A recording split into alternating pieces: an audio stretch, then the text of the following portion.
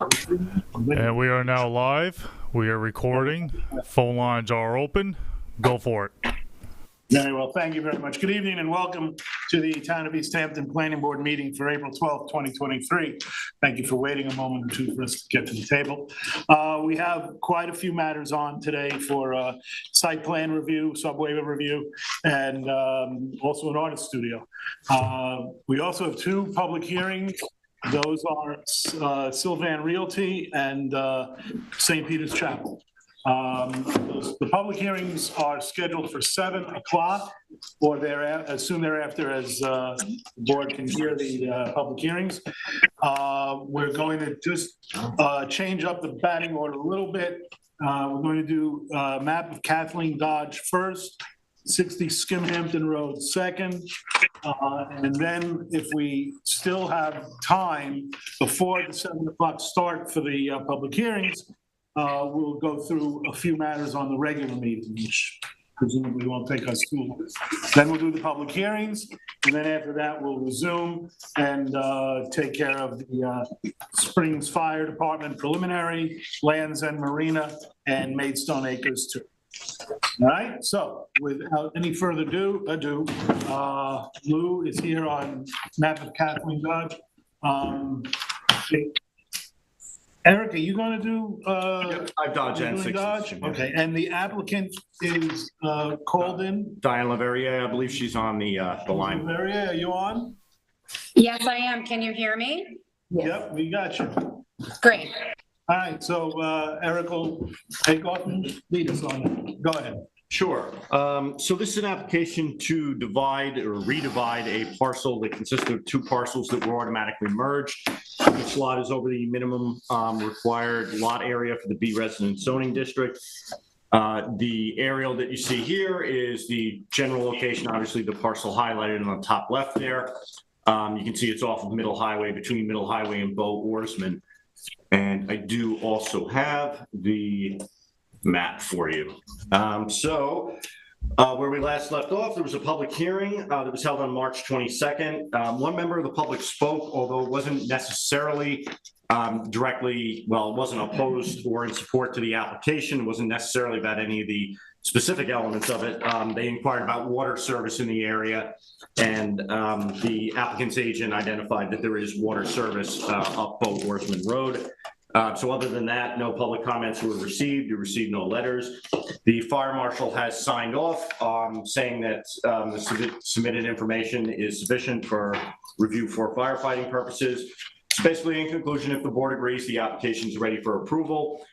With the conditions of approval, the standard one for a minor subdivision of health department approval, but then also this property is within an urban renewal map and will require modification of that map by the town board. Thank you very much. Ms. Laverriere, would you like to say anything? No, thanks. I think Eric said it all, and yep, nothing's changed. Okay, thank you very much. Lou? Yeah, I don't have much to say. I don't have anything to say except to say that the application is ready for approval. Does anyone have anything else to say, particularly if the application is not ready for approval? You all agree that the application is complete and ready for approval? Yes. Yes. Okay, very well. That's one. Thank you, Ms. Laverriere. Thank you, and thank you for allowing me to participate virtually. Much appreciated. No problem. Appreciate you being here. Okay. Good night. Sure. Next item on the agenda is 60 Skimhampton Road. And Eric, you're going to be covering that. Lou, you've got that. And was that one with the applicant, that's Ms. Shun's application? Yes, yeah. She was contacted and indicated that she can't be here in person, but expressed that she would like the board to continue with review of the application. Very well. Okay, continue then. Yep. Trying to show the location of the property on an aerial. Just give me 1 second. There we go. So the aerial photograph will show you the general location of the parcel, just east of where Panago Road and Skimhampton Road meet. You might recall there was a public hearing held for this in January of this year. No members of the public spoke at the public hearing. No letters were received. The applicant had requested that the board hold off on a resolution of approval because they were considering relocating the artist studio on the property, and hopefully you can see the site plan now, because they were worried that there was a mature tree that would need to be displaced. They later confirmed that that is not the case, so they're prepared to move forward with the application. So basically, in conclusion, if the board agrees, then the application is ready for approval. We noted in the memorandum basically just the standard conditions of approval that you would have for an artist studio, the filing of an artist studio declaration, no plumbing being permitted except for a slop sink, no hazardous materials being put down that slop sink, no outdoor storage, and meeting general lighting standards. Very good. Thank you very much. Luke? Yeah, same here. I think it's ready for next step. Does anybody have any other issues with this application? No. Also, Michael, please complete and ready for approval. All right, we're going to shift gears and go into the work session. We'll go through all the matters on the work session in the order that they appear. And I'm sorry, I keep saying work session. I mean regular meeting. We'll go through them in the order that they appear. It's all Ian and Sharon. Ed, we'll hold off on Maidstone because that's in the work session. So, and Randy, you've got. Oh no, those are public. So it's all you two guys. So Ian. Mosswood. In the matter of the application of Mosswood preliminary subdivision for an extension of time for a period of 1 year until April 3rd, 2024. I have read the resolution and move for its adoption. Is there a second? Second. All those in favor? Any opposed? Make that as well. I'm sorry. Passed, 7-0. Next one, Sharon, we've got Walsh.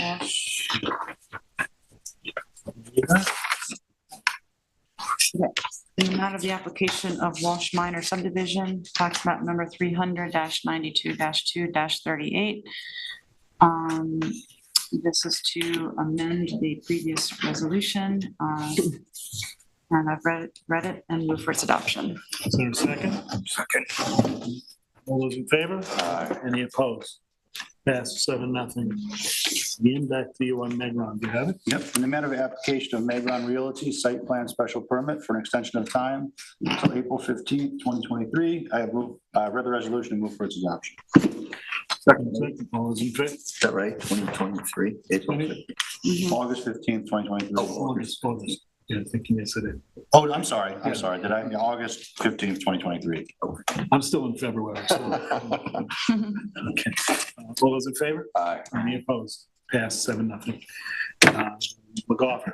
In the matter of the application of McGarva Barn site plan for an extension of time until September 19th, 2023, I've read the resolution and move for its adoption.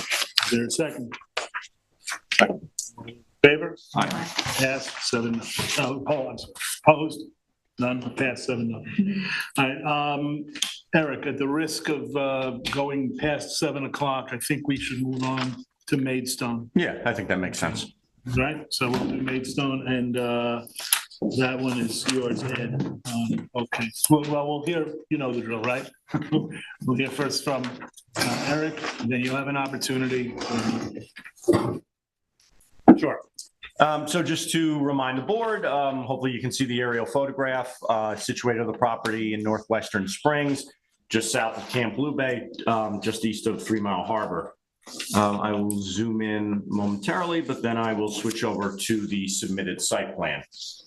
So basically, at the time of the last review, the board had asked that the site plan be amended in a number of ways. First of all, that a proper title be added, that being the name of the application, Maidstone Acres 2. That has been added. The parking calculations have been amended to indicate or to use the correct verbiage to indicate existing and proposed parking. And then the site plan was amended, as you can see on the left side of the site plan, to remove the seating area as well as the trailer parking storage area. As we indicated at the last meeting, the applicants can apply for outdoor seating through the administrative outdoor dining permit process. They have done so. We anticipate that we'll be issuing them a permit early next week.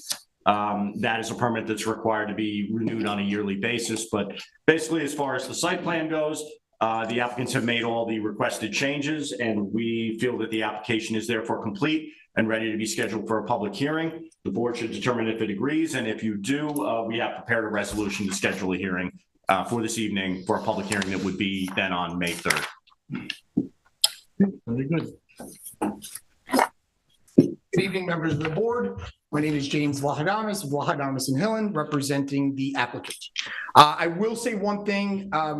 We did not remove the fence. So one of the things that was in the recommendations was to remove the fence. I indicated in our cover letter on the new submission that I don't know if the board recalls, but there was a significant undertaking with respect to the fencing.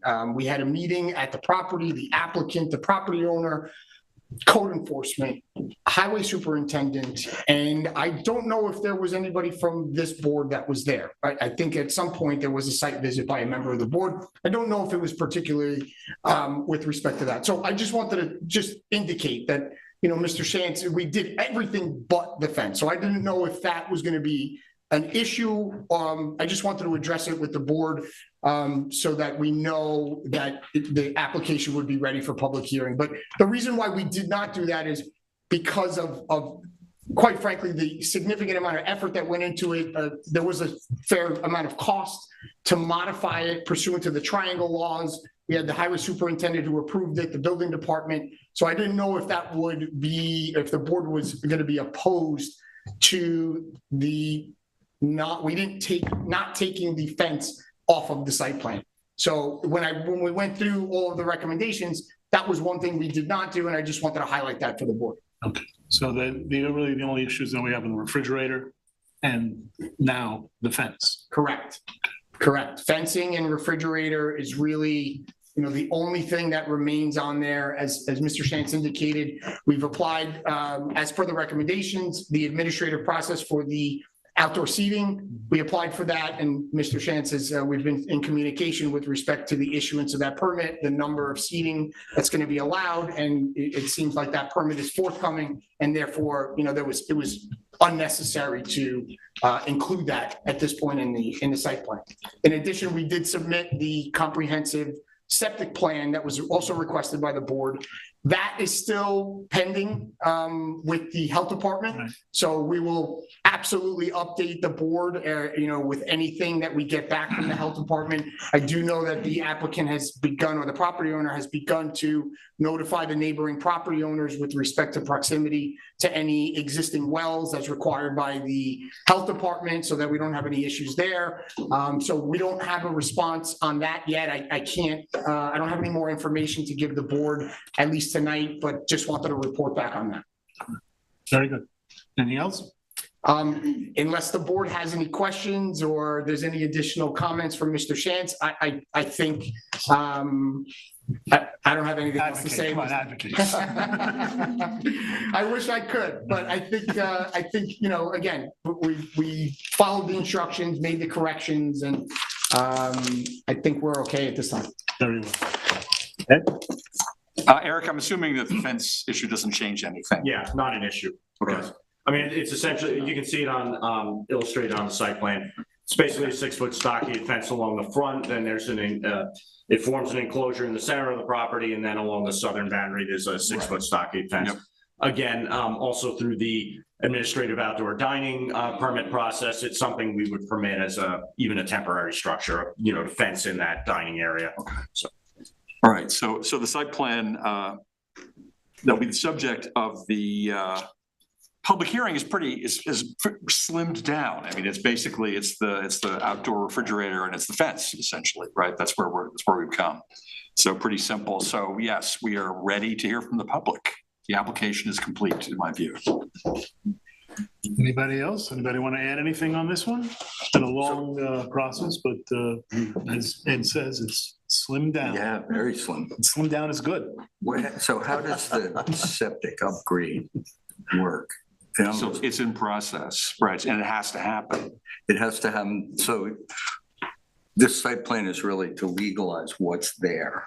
Is that, Essentially, yes. Yes. Yeah, and really the walk-in cooler being there. And it takes away the sort of permanent aspect of the outdoor seating, and we're going to follow, as we heard, the administrative process, Which is somebody else's process. not our process. yeah, okay, so we may see this again when septic gets designed. It's designed. It's designed. Oh, it's designed. It has to be approved by Suffolk County Health Services. It could be potentially subject to modification. All right, I did speak to the architect who's working with the health department, and he did say, James, it may not be final, but the delay that occurred in actually getting that in was that obviously we could see the constraints of the property. Some of the septic system actually gets very, very close to the borders of the property. So that Suffolk County Health Department with these low nitrification systems has a particular parts that they pre-approved. We had to make a custom system according to the architect in order to kind of fit all the puzzle pieces on the property to make it work with the flow that's required. So that's what took the length of time. Now, it is subject to comment by the health department. As we said, we have to notify the neighbors with respect to their proximity to their wells. If something happens with that requires any type of modification, there could be a future modification of the system. But from what I'm being told by the architect, it's pretty much where it's going to be. We don't have any grade issues. We don't have any, other further constraints that would cause any massive modification of what we've already submitted. But in terms of what might come back to us, at most, it would be a modification relative to the placement of the septic system. I believe so. I mean, what we did speak about on the last meeting was one of the issues with the parking that we proposed was we didn't know whether or not the parking or the septic system would impact the ability to park in that area. So we did want parking for the purposes of, remember, there is a residential portion of this property. Yeah. So we were, at the suggestion of the board, when we first came in, we didn't have parking. Right. We added parking at the suggestion of the board after meeting here. Now we've taken it back off. Yes, would we like 4 spots there for the residences to at least alleviate some of the concerns? Sure. Is that something we could address in the future? I think that's what we discussed on the last date, that let's get, because remember, there's no site plan, right? I think we've confirmed that the only thing on file for this property was a 2005 survey that really wasn't a site plan. It kind of looked like one, but it was just a survey submitted at some point in time. So yes, as the board indicated, this would be our site plan just for what is existing. And, the refrigerator was moved when it was rehabilitated, and we would be legalizing the location of that, the fencing, and essentially what was there when we first came in. I think what we might see in the future would be adding the 4 spaces back if the approved sanitary system doesn't require severe grading to that side of the property, right? It's too difficult. Or anything, I mean, nothing we're doing here precludes another site plan application. Absolutely true. So- No, I'm trying to get a sense of what the universe of change. They, is. at the last meeting thanks to the applicant actually, because we were pretty pointed and said you have a 30-day deadline. Please give us something we can talk about while the septic goes through. And that's what we got. So what we're approving here is well, not what we're approving. No. What we're putting in a public hearing, Public hearing. what could be approved or denied is, The refrigerator and the fence. it's That's much pared down, and that, and again, planning department and this board, that's what we asked for. So I don't think we should be upset if they came back with the bigger plan after the septic was installed, and we would look at it with the new eye. So as far as the hearing goes, is that retaining wall on the south there, or actually that's sort of I guess that's the south east maybe? Is that wall there now? Or is that's just part of the proposed septic? That's there. That retaining wall exists. Oh, it exists. They may, in fact, that's part of the problem with adding parking there is that they may need to add retaining walls along what you see is the left side, the western side, just to maintain everything on the property. But that is to be determined. Obviously, your approval would have the standard condition about health department approval. I have contacted the health department and spoke with the representative reviewing the application. It is moving forward. They are reviewing it. So it's not settled yet exactly what the sanitary layout is going to be, but I think it ostensibly is going to be very similar to what you see here. As the applicant's attorney said, they may need to come in for a modification if the design of that sanitary system requires a retaining wall or something like that and, breaches that threshold of needing a modification. But I don't think it's going to be anything substantial. So in terms of the public, and we've got a lot of interest from that neighborhood, the septic plan will basically be part of the file for the public hearing. Absolutely. Yeah. Exactly. So I think we're ready. Does anyone have any? Maybe I missed it, but I'm wondering what happened. Did we resolve the issue of two uses? Yes, How did we? it's multiple uses. The ZBA is moved on that. We're not the ones who resolved that. It's not our thing. They're going to rule on that? It's done. Oh, they did? Yes, they did. And they said it's. No, it's one. It's one use. Really? Yes. Well, just correction. They indicated that there were additional uses that were not permitted. Yeah. So not that there That's a were more one. accurate way of putting it. Yes. I guess you're a lawyer, right? Yeah. No, I just want to be clear. I don't want to misrepresent anything.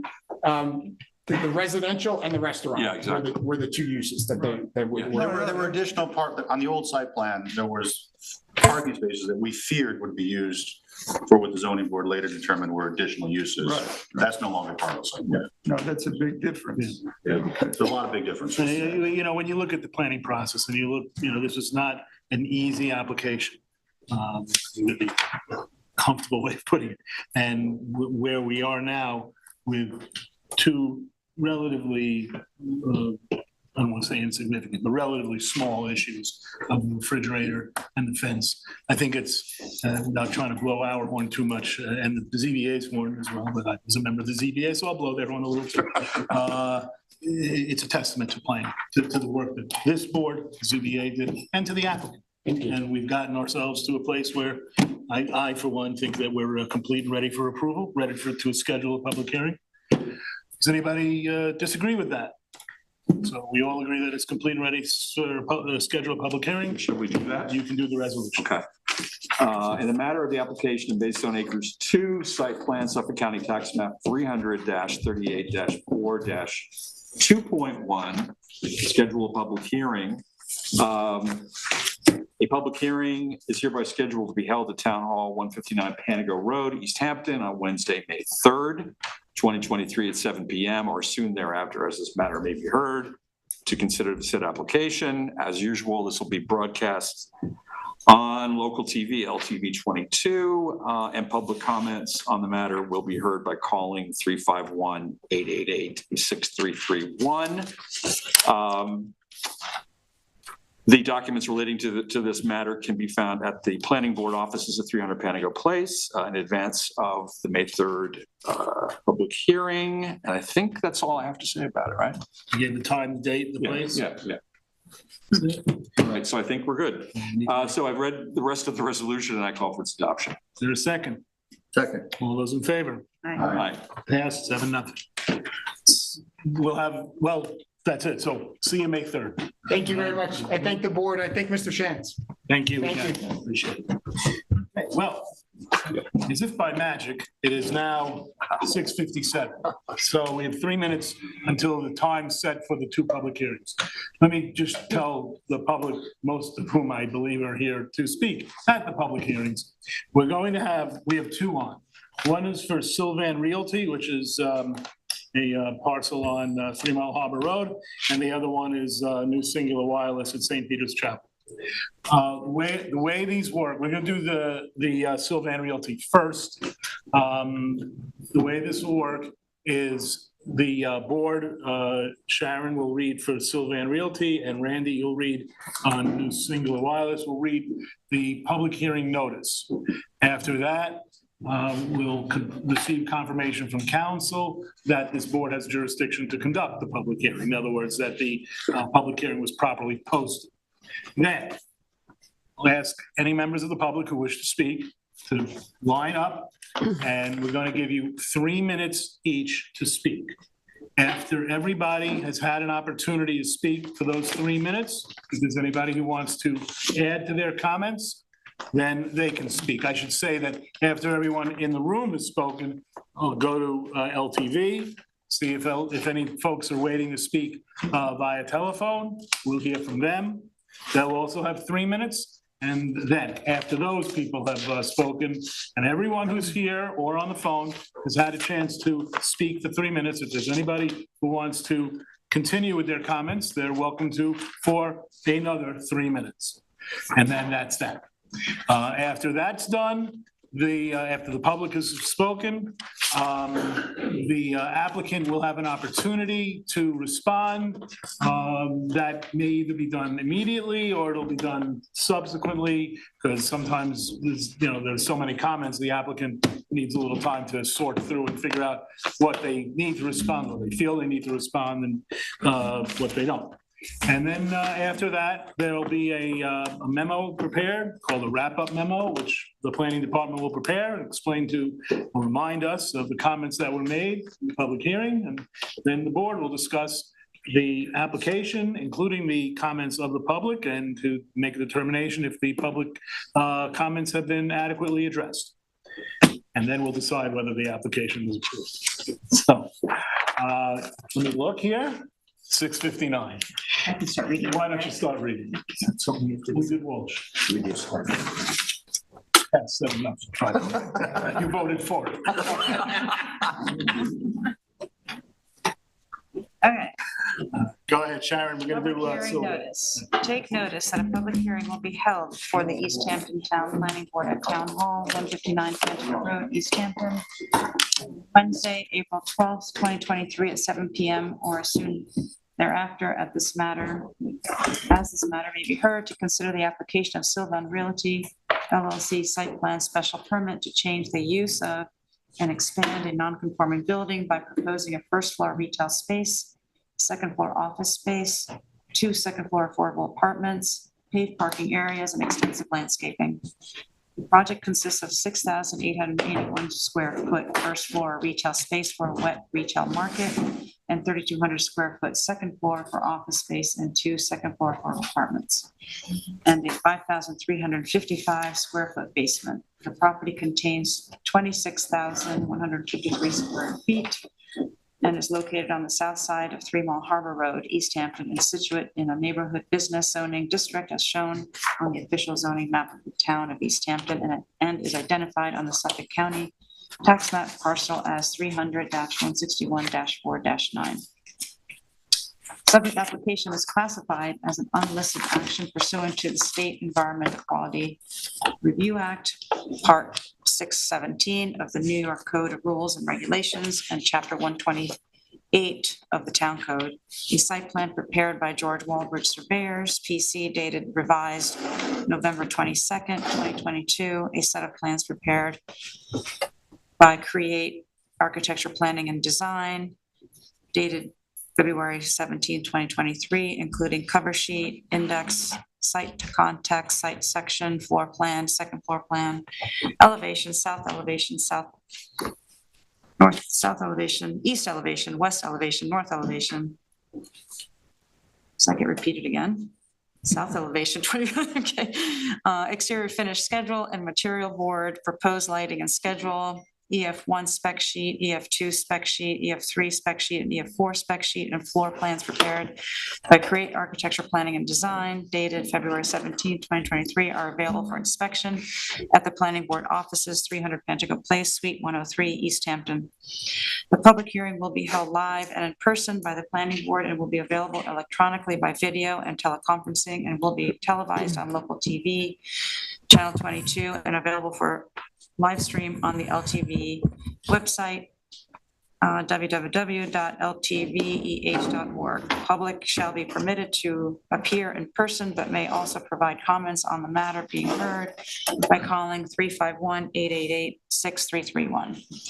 Any person or party wishing to be heard with respect to the foregoing may do so in person or by agent or by attorney or by calling to the live stream or by written comment addressed to the planning board, 300 Pantico Place, Suite 103, East Hampton, New York, 11937. Comments may also be submitted to the planning board by email to planningboard@ehhamptonny.gov. All comments must be received by the planning board by the date and time of the public hearing.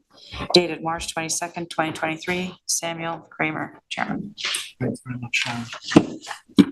We have jurisdiction. I did review the affidavit of service and posting, and it appears it was properly noticed. I just would like to point out for the record that we did receive notice that there was a mathematical error in our notice. As Sharon just read, it was stated that the property size is 26,153 square feet or 0.803 of an acre. It is in fact 0.803 of an acre, but that equates to 34,962 square feet. That is the proper measurement and not the 26,153. It was a basic math error. I don't find that to be substantive, that's such that we'd have to postpone the hearing. To begin with, Town Code Section 255-923 doesn't even require that the property size has to be indicated in a notice. In addition, like I said, it's 0.8 of an acre, not 0.6, as the other square footage would equate to. It's not a huge amount. The property description, what's proposed, where it is, all the basic elements, aside from that minor math error, are present. So I don't believe there's any problem with having the hearing tonight. The address and the Suffolk County tax map number are accurate. Right. Okay, very good. And the applicant is aware of this and the applicant has no issues, I understand. Correct. Thank you very much. Let's note that the applicant stated that, applicant's counsel. All right, so this is the way it's going to work. This is on Sylvan. We're going to do that one first. Step up to the mic. Do we get an overview? Oh, you're right. I apologize for that. No problem. You have so many more to do. So I'm just going to give an overview of the project location and the documents that we have available for the public. So as you can see, the property's highlighted near the center of the screen there. It's just north of where 3 Mile Harbor Road and Springs Fireplace Road split. It is zone neighborhood business. I will zoom in a little bit here for your benefit so you can see the existing site improvements, which includes a pre-existing non-conforming nightclub building. The proposal, as you can see on the floor plans, is essentially to incorporate much of that existing building, but then also expand it for combined retail, office, and 2 apartments as a multi-use, mixed-use building. You can see this general site plan here. If I... There we go. Right, scroll down this way. You'll see I'll kind of quickly go through these, but I can come back to any individual one as needed. But the applicants have submitted pretty thorough architectural renderings of the proposed building. These renderings have been in front of the Architectural Review Board. They're still working on a design that involved agency finds acceptable. But I do just want to show you these, scroll through these renderings so you can get an idea of what the project looks like. Again, as individuals come up to the podium, if they'd like me to go to any of these individual documents, I would be glad to do so. So I'll just sort of scroll through these, and with that, let the public speak. Very good, thank you. Again, when you step up to the podium, please, your name, your address, and do know that we can't respond. This is not a question and answer session. This is a we listen to you session. And also, I will say 20 seconds when you have 20 seconds left. I'll start the clock after you give your name and address. We will evaluate their comments later When we have in a our. public meeting. Wait, yes. After we get the wrap-up memo? Yes. Yes. Yeah. Some So people- tonight, reset. So, does anyone wish to speak on the Sylvan Realty application? Excuse me, Sam, can you ask them to spell their name, please? Please spell your name when you come up to this podium. Right ahead. Good evening, members of the planning board. I'm David Buda, B-U-D-A. First, and I hope this not, 6 Montgomery Avenue in East Hampton in the Springs. I hope this is not part of my 3 minutes, but I just want to point out another unfortunate typographical error in your notice. It states an impossibility that the project consists of 34,962 square foot first floor retail space for a wet retail market and 3,200 square foot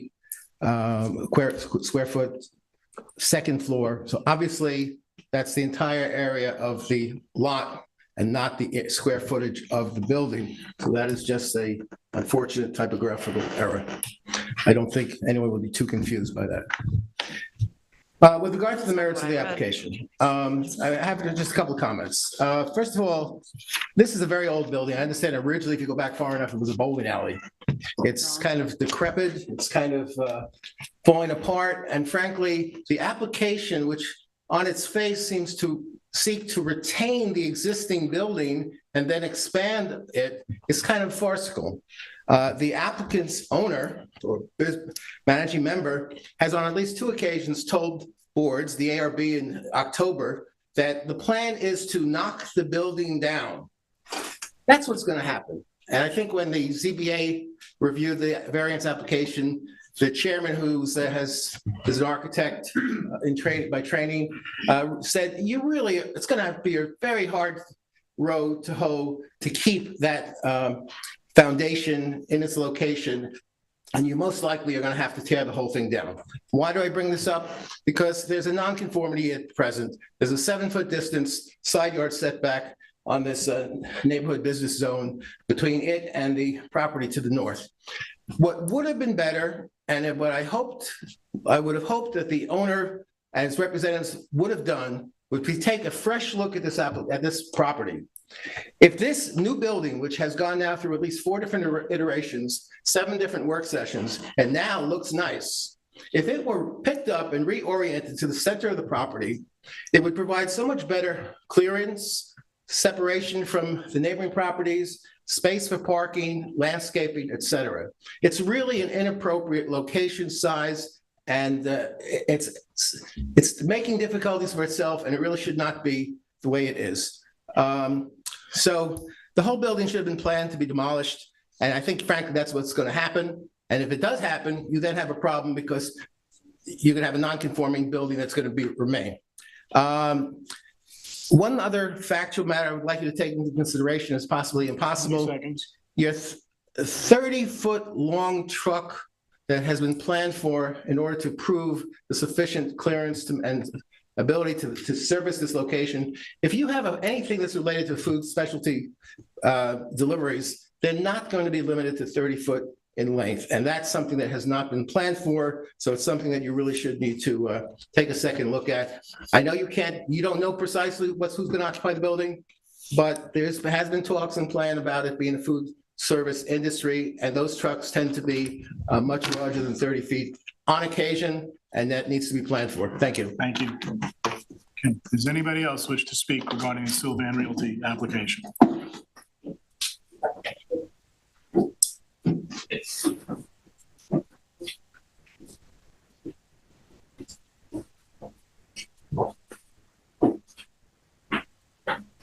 I hope my travel time is.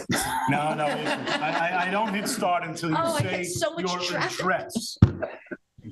Name and address. Spelling the name. Exactly. Yes. My name is Jane Meering, Jane Mehring. My address is 32 Ocean Lane, Amagansett. Good. Also, before you start the clock, I'm going to break myself up probably into 2 sections, so I'll be back at the end. Okay, thank you. Good evening, Chairman Kramer, members of the board, the applicant, and the representatives. Sorry. Overall, it is my view that the mass and scale and the probable intensity of use of this proposed development is too large, will not be compatible with the surrounding community, including the historical significance of Freetown, and that the reasonable alternatives beneficial to the owner and to the community exist, as there is a very large conforming building envelope on this property.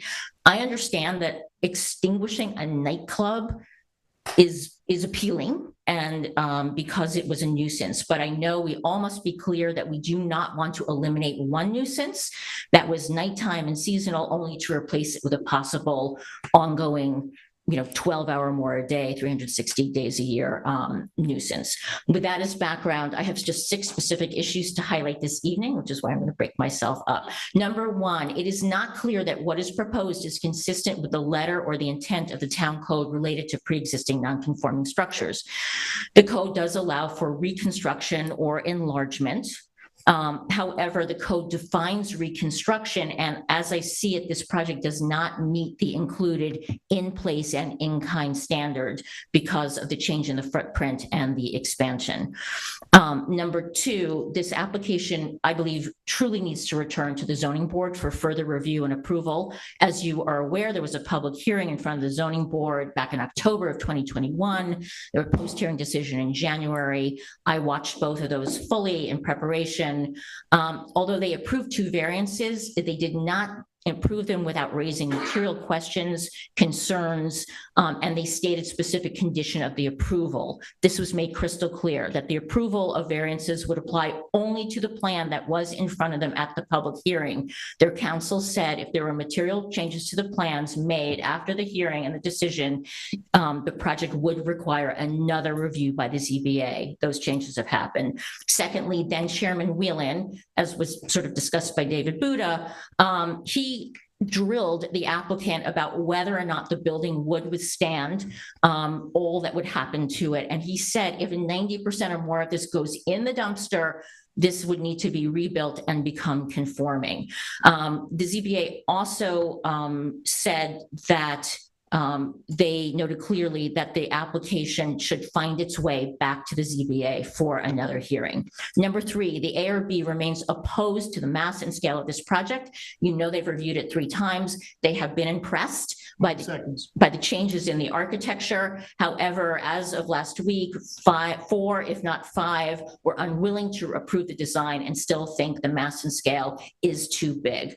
Number 4, the applicant's narrative around the 2 proposed second-floor apartments remains deficient regarding affordability, and we do not believe the board has appropriately looked at the potential affordable housing deficit that this project will actually create in the community, something that I believe must be properly analyzed by this board. I'm going to break here and then come back with the rest. Thank you. Thanks. Thank you.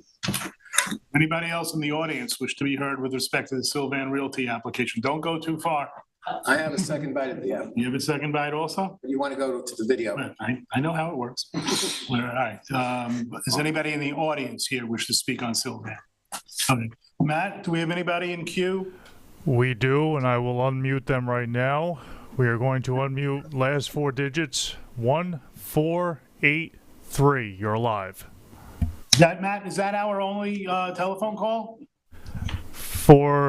Yes. Okay. No, it's not. Matt, it's not. I'm on for Sylvan. You're here for Sylvan? Yeah. Caller? All right, why don't you give us your name and your address? Please spell your name.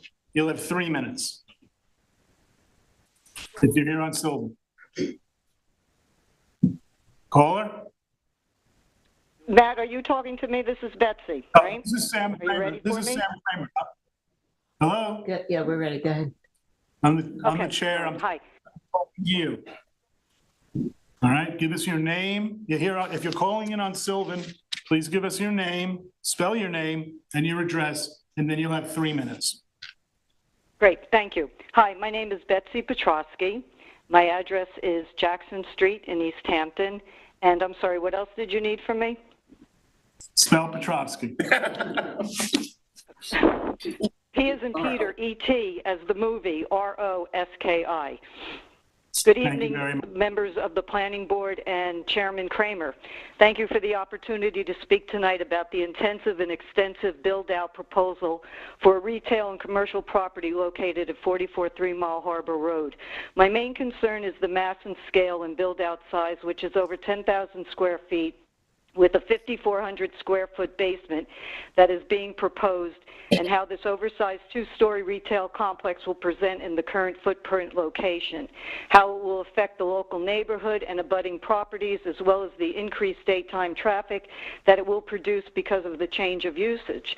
Please consider that there are more than a dozen residents that horseshoe around this property to the west, north, and east that will be impacted by the traffic of a retail space this large, with 4 homes on Springs Fireplace Road whose backyards back up to this property's property line. At one place, this current footprint and building is 7.8 feet from its neighbor's backyard property line and 7.5 feet from the northern property line of the commercial garage buildings, and how the 3,200 square foot second story will loom over both of these locations.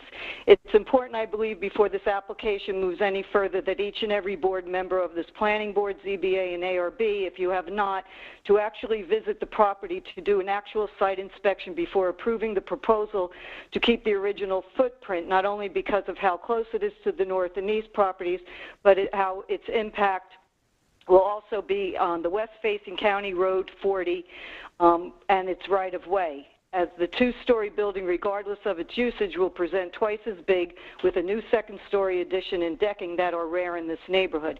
Questions in the back and forth about usage and what type of businesses will be in the retail space are important to have an idea, not for traffic only, but because of the amount of customers and large box deliveries pulling in and out of a single entrance, as well as what will occupy the 5,300 square foot basement, depending on its usage, which I don't think any one of the 3 boards know. This could also impact parking and traffic if it's not just used for storage. I implore the planning board to seriously rethink allowing the current footprint to stay, because too much is being crammed into this area so close to the property lines, with dumpsters being planned to sit next to the county road right-of-way, the HVAC units being stacked up on the second story to increase the height of the building, which will also need a wall-like structure for screening. This application should be not be allowed the current footprint, considering how old and derelict the existing structure is, and will most likely be demolished during the excavation of the large finished basement. I would just like to say that what is being currently proposed for its size and location on the property is not in harmony with the Freetown rural neighborhood that is rich in history, with its modest residential homes and small businesses, and will completely alter the skyline and loom over the modest rural Freetown neighborhood. Also consider the bigger the building, the more lighting up the sky. The impact of a commercial complex of this size and scale is not in harmony. Thank you. Thank you. Have a good meeting. Thank you. Okay. Submit that. Is there anybody else on the line, on the telephone? There are 0 additional callers. Thank you. Very good. Mr. Buda, you wanted to speak again? Ms. Marion, you wanted to speak again? Okay. Thank you for the second bite at the apple. One single 3-minute second bite. 2 small apple bites. 1, I would hope that you would take advantage of the wonderful skills that Mr. Shantz brings to the table and ask him, the planning department, to prepare a sketch of what a conforming building envelope could yield by way of a mixed-use office and retail building, centered in the property, providing a better access around the building for circulation, and honoring the required setbacks for the neighborhood business zone, which would be 15 foot from the commercial property to the north and double the 25-foot rear setback from the residences to the east. I think that it would be a very nice, economically feasible and viable alternative that perhaps you can jawbone the applicant into considering. The second point, the ARB meeting, which I watched, they are dissatisfied with the existing mass and scale of the building, and they said, we really don't see the need to have those 2 affordable housing apartments on the top, even though they realize the planning board kind of jawboned the applicant into taking them. I don't think two affordable housing apartments in this location solves any significant deficit in the town's affordable housing needs. I think that for this location, this building, this project would be much better without those 2 affordable housing units at the corner. It really seems to be the tail wagging the dog, and I don't think that you should force this on the applicant and continue to insist, especially since this board seems to be at loggerheads with the ARB on this point. Thank you. Thank you. Ms. Mary. Thank you so much. So I just wanted to continue on the issue of the affordable housing apartments. The applicants, in my mind, the applicant's narrative around the 2 proposed apartments on the second floor has been shockingly unclear and equivocal all through the process.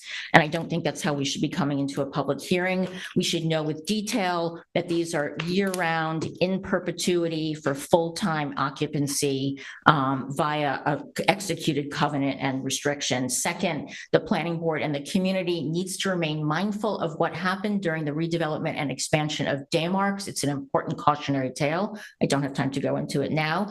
Third, the applicant threw the question of the apartments into complete flux at the ARB meeting, stating they don't want them. They're economically really not viable for them. They're only doing it because you guys required them to. And they also said they would only take them out rather than reduce office space on the top floor. And bottom line, this is 2 bedrooms, but there's a 2,000 unit deficit in town. How many new employees will be required by a market this size? 30, 50? Will they get paid market an ability to live in market rate housing? This is something that needs to be clearly understood.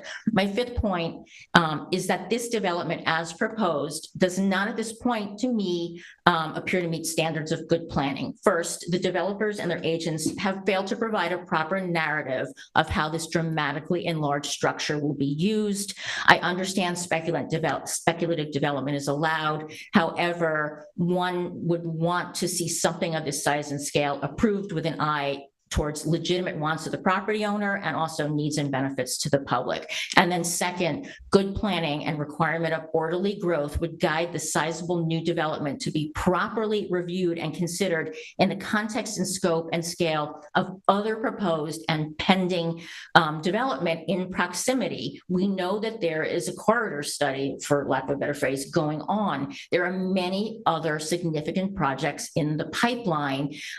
We need to think about this project in the review and potential approval in that context. Until that study is done, I don't think there's a viable conversation going forward. So all in, I think this should be deferred. And also, we need a real traffic study. Parking, you spend a lot of time on parking. I think there's a study. So I appreciate the time. I just want to say thank you to council for considering what I wrote this morning about what I thought was a pretty substantive error. So I appreciate that. And secondly, I did deliver a letter. I did deliver a letter in advance of the public hearing by email that goes into more detail. Thank you so much. Thank you. All right. Are there any other members of the public who wish to be heard? Matt, last shot. Zero additional callers. Thank you. There is a caller? No additional. Zero additional callers. Thank you. Thank you. Does the applicant wish to respond? Good evening, Mr. Chairman, members of the board. Richard Whalen from Whalen Filer, representing the applicant, Sylvan Realty. I can't respond to this in 3 minutes. I hope you understand that. It's going to be taking me a little bit longer to make my response. First of all, background on this property. The building was constructed in the 1950s, as far as I know, as David Buddha said, originally as a bowling alley. Despite what David said, the building is not decrepit and is not falling down. I'm not going to say the exterior of it's been beautifully maintained in recent years. It hasn't, but the building is structurally sound. Anything to the contrary is false, and we will provide a letter to you that went to the zoning board in regard to that. The property was rezoned around 2008 from a prior commercial industrial CI zone to neighborhood business zone. At the time, the planning board, we offered to the town board at the time the declaration, which has since been filed. The declaration says that when this property is redeveloped for a use such as what is proposed here, in the future, there should be no further nightclubs on the property. Nightclub, by the way, is a permitted use in the NB zone. Nightclub use is forever prohibited from the property. Also prohibited is a restaurant unless it fully complies with parking requirements with no variances, which will never happen based on the size of the building. Also prohibited are fast food restaurants and 24-hour retail uses. That declaration is recorded, but it's not yet in effect. Regarding some of the comments you heard tonight, I do want to refer also to Ms. Petrowski's letter that she submitted to the file. The applicant definitely never told any board that we would knock the building down. What we have said, we said this to the zoning board, was that we are intending to reuse the foundation. I would like to keep the record open for a day to submit to you tomorrow a letter that was provided to the zoning board at that time. I guess it was, I don't think it was ever submitted to you. But engineer Steve Maresca inspected the building and provided a letter to the Zoning Board of Appeals on November 4th, 2001, in which he stated the building is in good condition and that the foundation could handle the loading of a two-story building without structural modifications. So the foundation is sound and can be reused. That is our intention. There was talk by Ms. Petrowski about the basement. Let me make clear, the basement, by the way, is not 5,500 square feet. It's a little bit less than that. Basement under the town could own, a building like this could only be used for three things: storage, passageway, and mechanicals. You can't even have the store office down there. It's not legal. So it's basically going to be storage and whatever mechanicals have to go down there. And it's quite possible there will be mechanicals down there because we're not going to put them on the roof because we can't. We're 29 feet of height. We can't go above 30 feet. If with a gabled roof building, we could go to 35. The current flat roof building is at 29 feet. Other comments, so that addresses the HVAC issue. In terms of lighting up the sky, we'll have an approved lighting plan approved by this board, which will have to be dark sky compliant. The mass and scale issue is, first of all, I dispute the characterization of the ARB meeting as described by two people here tonight. I was at the ARB meeting. I do not think they've made a final decision, and I do not believe at this point that a majority of the ARB has a problem with the mass of the building. One or two members have expressed that. There's no final decision by them, but I dispute what was said tonight concerning the position of the ARB. In terms of mass and scale, there are only two commercial properties in the general area that have gone through site plan in recent memory. There are only three commercial properties in the immediate area. To the north of us, we have the former Cullum Machine Shop, which predates zoning. On the other side of 3 Mill Harbor Road, we have the Tuttle Martial Arts Building. My office was involved in that project. That is a one-story building because Mark Tuttle was proposing to run obviously a martial arts training and exercise type, fitness type facility. They wanted everything on one floor. They don't want to have a second floor. They want to have everything on one floor. You can see what's going on. I was the board on that. Okay. Okay. Way back when. That was a while ago. Yes, it was. So it's a one-story building because that was the design. And then there's a landscaping, can't remember the name of it right now. Ruddy. Yeah, but Ruddy, masonry and landscaping, I guess it is. And that also has a building that goes back to, if not before zoning, very close to it. The only other building built in recent times in this area, if you want to expand the area slightly into the North Main Street Commercial District, is of course the Bates Massey building. The Bates Massey building definitely does not have our look. It's a very contemporary building. And in terms of the square footage of it, now there's no retail there, understood. It's an office building alone, but adjusted for the area of the lot, the Bates Massey GFA is a 6,575 square feet of GFA. That's 33.1% of the lot area. Our GFA, contrasted to Larry, is only slightly higher at 33.8%. So in terms of mass and scale, we're very comparable to what was built on the Bates Massey lot. Other than that, the issue of of mass and scale is obviously very subjective. You heard Ms. Petrosky, both verbally and also the letter she wrote to you, trash the Daymark building, which I happen to think is a very well-designed building. And I think it was a good project for the town that upgraded the sanitary facility in the headwaters of Three Mile Harbor and also eliminated an extremely dangerous on-street parking situation. She doesn't like that project. You know, what can you say? There's no accounting for taste.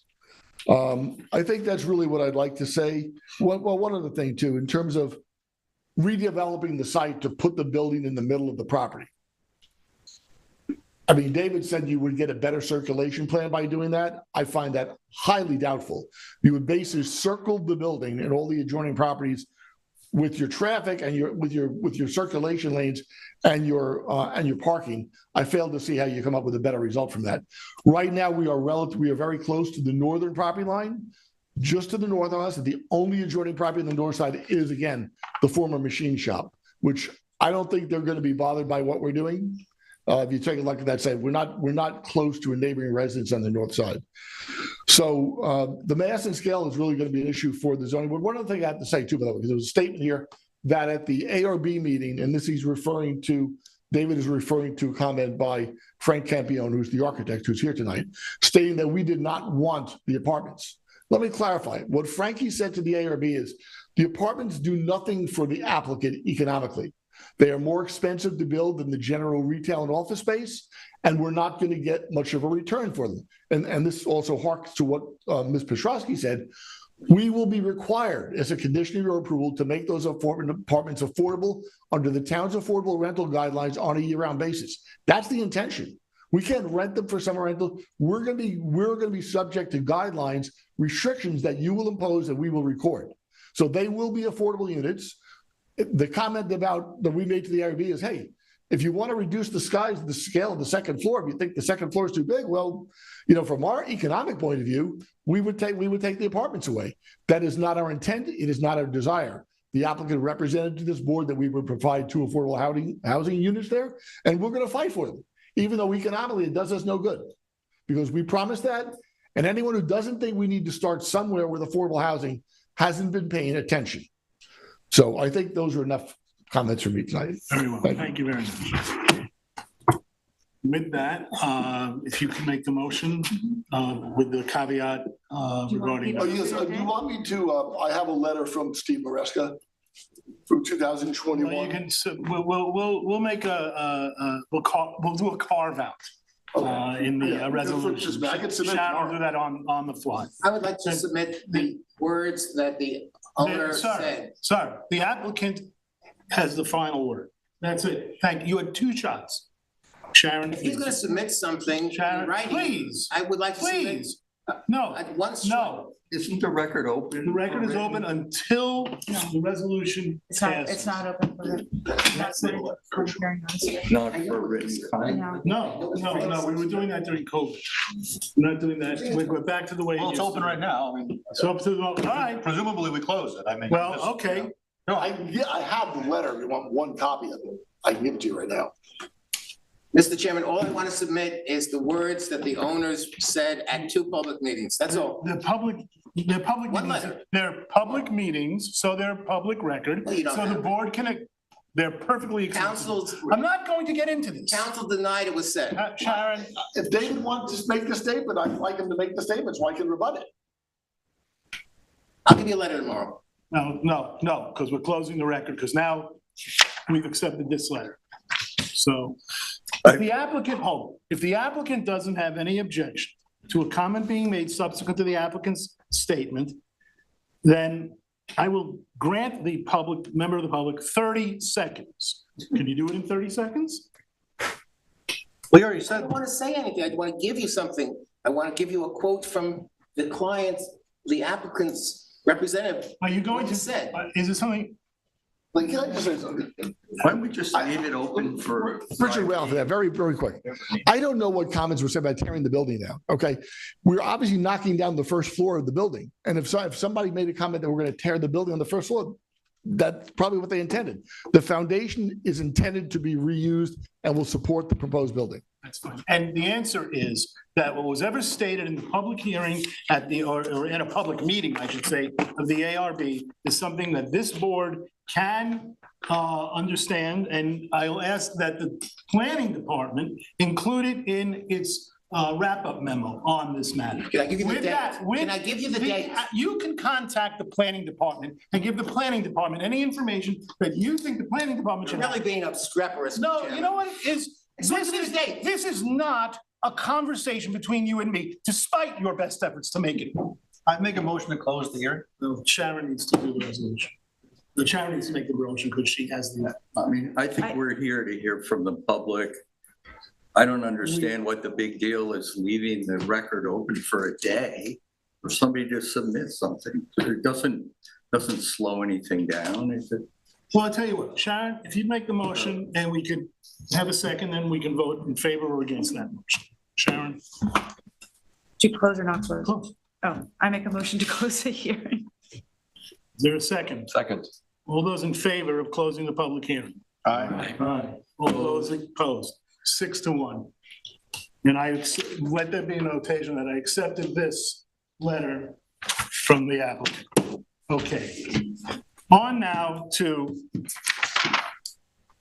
New Singular Wireless at St. Peter's Chapel. Nancy.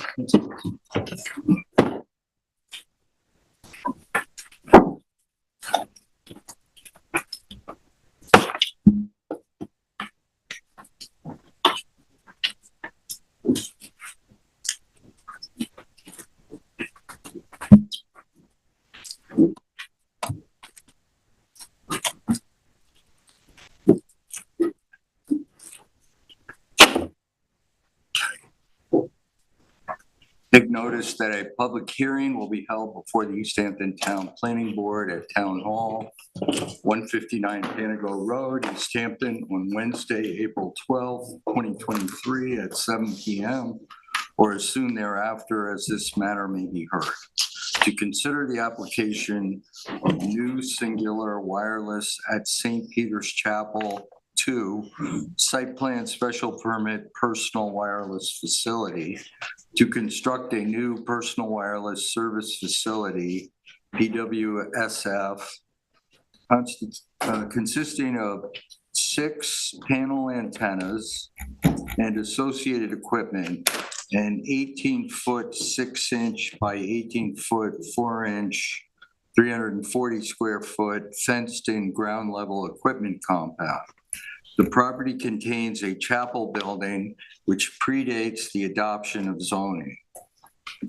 The property contains 26,153 square feet and is located on the east side of Old Stone Highway, Springs, and is situated in a B residence zoning district as shown on the official zoning map of the town of East Hampton, and is identified on the Suffolk County tax map as parcel 300-103-624.1.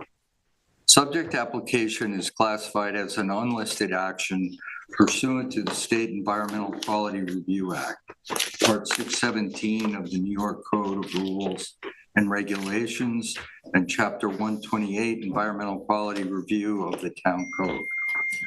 A set of plans prepared by Dewberry Engineers Incorporated, dated, received February 22nd, 2023, including title sheet T1, general notes G1, radius map and abutters plan Z1, site line plan Z2, site plan 1, SP-1, site plan 2, SP-2, grading plan C1, west elevation C2, north elevation C3, site line profiles 1, C4, sight line profiles 2, C5, sight line photo simulation C6, compound plan C7, construction details 1, C8, construction details 2, C9, construction details 3, C10, details, schedule, and notes, C11, equipment details, C12, plumbing diagram C13, electrical riser diagram E1, compound grounding plan E2, and grounding details E3 are available for inspection at the planning board offices, 300 Panago Place, Suite 103, East Hampton, New York. The public hearing will be held live and in person by the planning board and will be available electronically by video and teleconferencing, and will be televised on local TV, Channel 22, and available for live stream on the LTV website,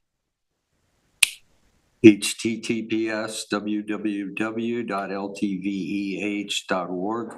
The public shall be permitted to appear in person, but may also provide comments on the matter being heard by calling 351-888-6331. Any person or party wishing to be heard with respect to the foregoing may do so in person or by agent, or by attorney, or by call-in to the live stream, or by written comment addressed to the planning board, 300 Panago Place, Suite 103, East Hampton, New York. Comments may also be submitted to the planning board by email to planningboard@ehamptonnewyork.gov. All comments must be received by the planning board by the date and time of the public hearing. Samuel Kramer, Chairman, dated March 15th, 2023. Thanks very much. Nancy, we have jurisdiction. Yes, we do. I reviewed the affidavit of service and posting, and it does appear that it was properly noticed. Very good. Okay. So I'll start off by showing you the location on an aerial photograph, zoomed way out. This property is on the, essentially on the corner of Chapel Lane and Old Stone Highway in southeastern Springs. I will begin by zooming in on the aerial and just remind the board and the public that there was a previous application for a personal wireless service facility on this property, which consisted of a 50-foot tall bell tower or campanile. That was denied by the planning board. Subsequent to that denial, there was litigation brought on by the current applicants. And basically there was a settlement agreement that was signed by the planning board. As part of the settlement agreement, an alternative wireless facility was required to be considered by the planning board. That facility consists of a 70-foot tall monopole and equipment compound. As you can see on this site plan, basically the proposal is to the immediate south of the chapel building itself, which has been placed on the eligible list for the National Register of Historic Places. Basically to have the pole and equipment compound near the center of the property. This design does not require any variances from fall zone, as it's not within 70 feet of any property line. As you can see, basically this is a pretty simple design here where there's a straight in access road from Old Stone Highway. What I will do is scroll down here. This is a close-up of that compound area. Which you'll see is basically a access road with proposed evergreen screening around it. As the board knows, you are under a time constraint under the settlement agreement to consider this application. So the course of review here has been somewhat evolving as far as the proposed improvements.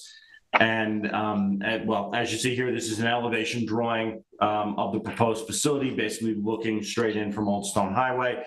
To the point of this application evolving somewhat, and what you see here, and I'll zoom in on these eventually, but the board at the last review had discussed perhaps adding to the proposal a gate at the along Old Stone Highway to, well, in part to prevent people from parking off of Old Stone Highway. What you can see here in this rendering is a proposal for additional screening, basically to line the side of the access road, and then a gate to partially block visibility and also block access to the equipment compound itself.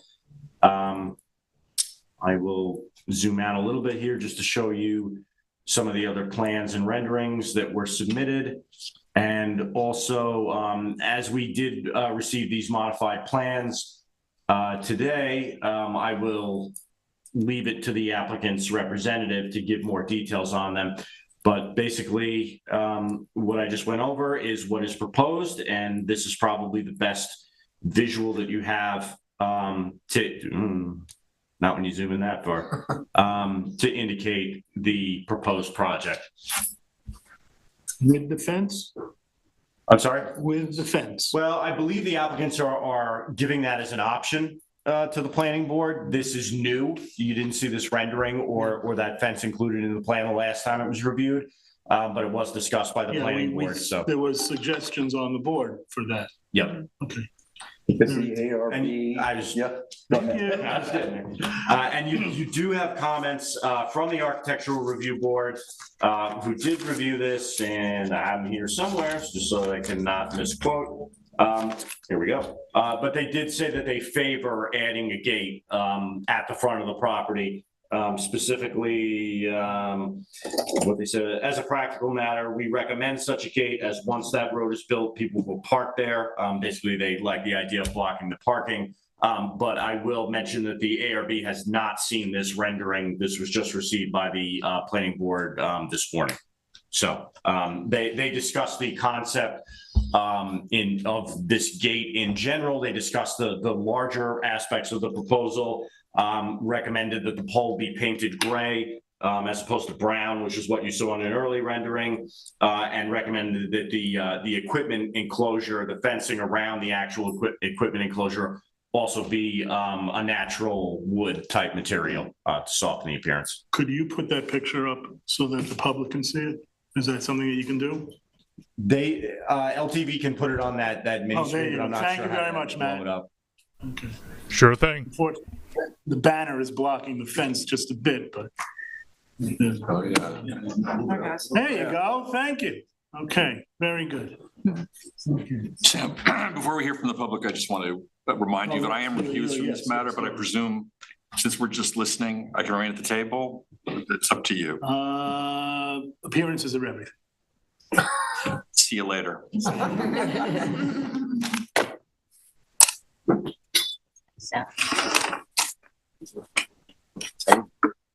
The appearances are everything. Oh, appearances. Thank you. No, that candy's safe around me. Okay. All right. Ed likes to roll his eyes and stuff. Yeah, well, he'll do it from the back. We won't see. All right, again, members of the public, ask you to line up over on my right, stage right, I guess that would be. And again, please state your name, spell your name and your address. You'll have 3 minutes. At the 20 seconds to go mark, I will say 20 seconds, and then I will attempt to have you stop speaking at 3 minutes. After everybody has spoken, including the folks who might be on the phone, then you'll have another chance at one single 3-minute additional period. Right up. Actually, I'm sorry, before you go, is the applicant, thank you, no, you're hiding back there, okay, go right ahead, thank you very much, and I'll, just so you know, I'll start the clock after you give your address. Okay, so, hi to Mr. Kramer and the members of the town board. My name is Karen Simon, S-I-M-O-N, and I live at 463 Old Stone Highway. And I appreciate the dialogue that's been going on for the past years, beginning with the efforts of St. Peter's Chapel to erect a 50-foot campanile on top of the chapel to house the AT&T cellular equipment. At that time, the Springs and Barnes Landing community banded together, garnering over 500 signatures on a petition, and the town rejected the proposal. But AT&T would not be satisfied with that ruling. AT&T continued to pursue their goal with the parent church of St. Peter's Chapel, St. Luke's in East Hampton. St. Luke's is attempting to monetize St. Peter's Chapel by soliciting a $3,000 per month payout in exchange for leasing the land in perpetuity for the erection of this monopole. For some inexplicable reason, the town, in violation of its own zoning code, is agreeing to this proposal. We can all agree that we would like better cell service. However, this is not the way to achieve it. This 70-foot monopole will only improve personal cell service for AT&T customers. Let me repeat that. This 70-foot monopole will only improve cell service for AT&T customers. This service will not do anything to aid emergency services. The other fact to consider is the 18 square foot, 6-foot tall enclosure for the required generator, actually 27 square feet with required clearance to open the doors.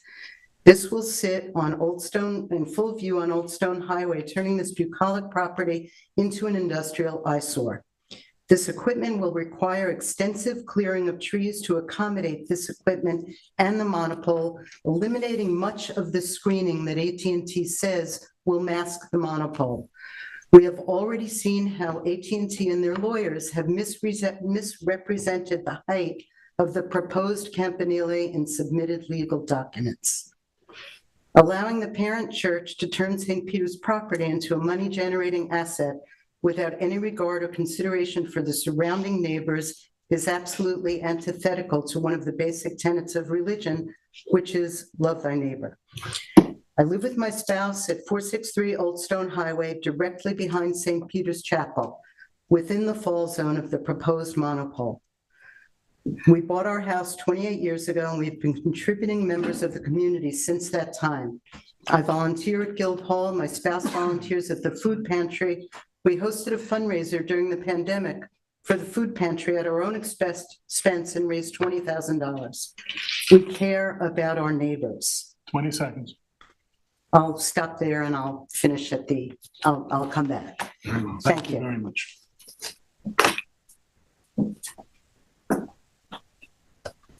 Next up, next member of the public, please.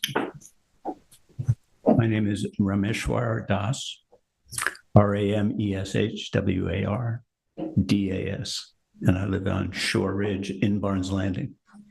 There is a letter that was submitted by the Barnes Landing Association that Jody could probably find in the record early on in this conversation. I understand that you all are somewhat between a rock and a hard place with this settlement agreement, which I think is questionable whether you're bound by it entirely, but I think that will probably be decided by the judge in the Article 78, I guess. I'm not a lawyer, I don't know. But this seems like a real strange marriage of inconvenience and the wrong thing in the wrong place at the wrong time.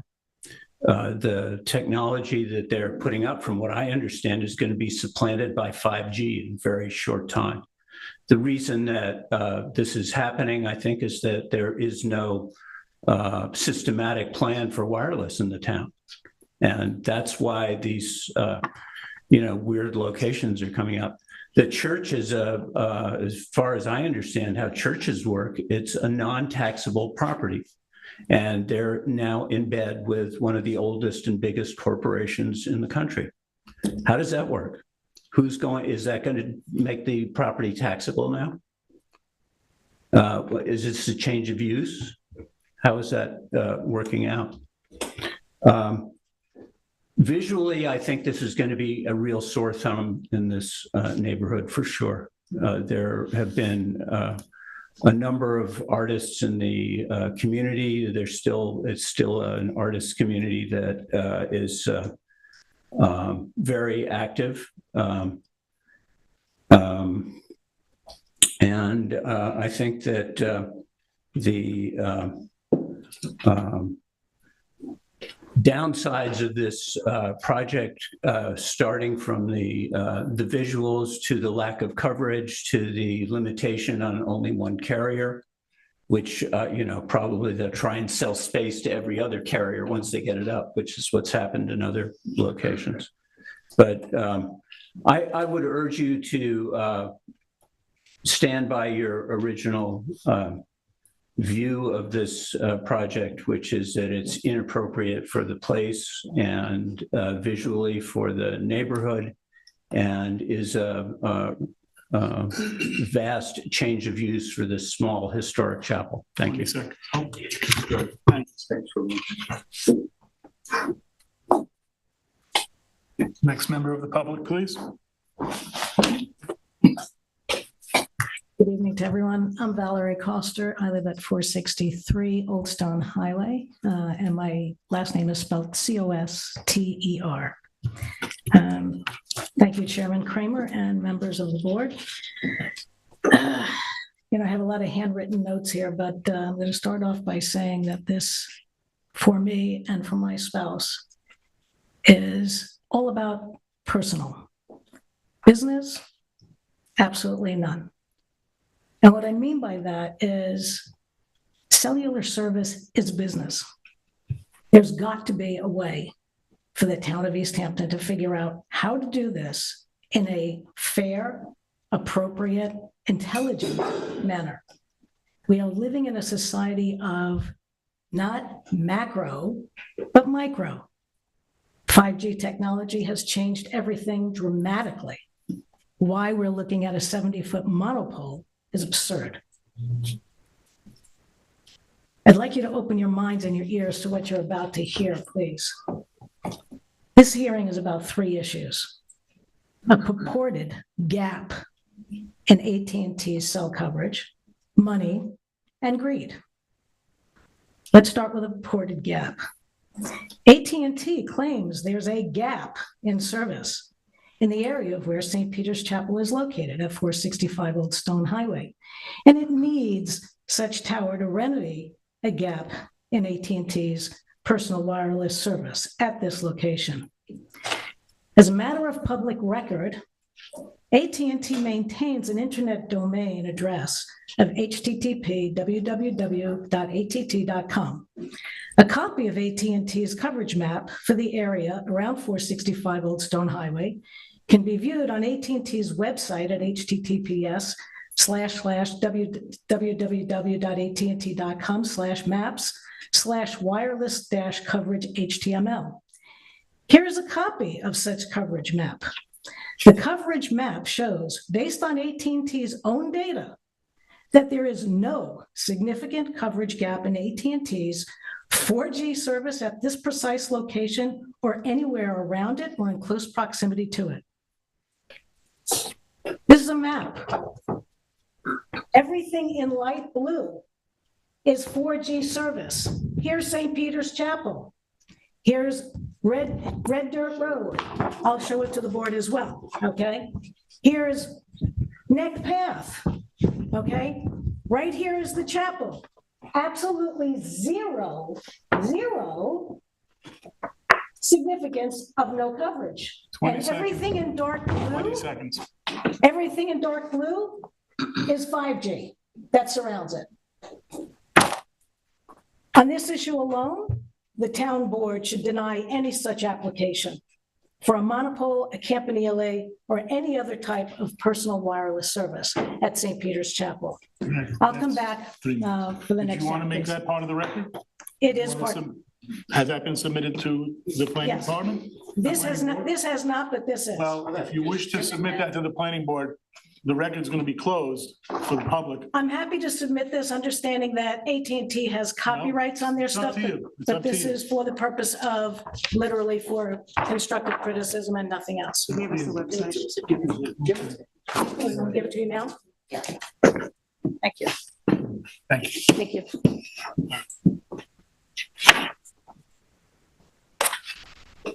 That came in. Okay, this next member of the public?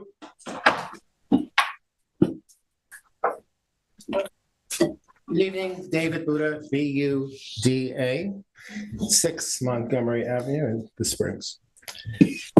The memo presented by Mr. Shantz, who I highly regard, describes the salient points of this application are that it will be significantly visible and that the location is inherently inappropriate. That's what we're working with. What I'd like to address, at least in my first bite of the apple, if maybe the only one, is the issue as to the height. The Campanile proposal was a 50-foot proposal with one array of antennas.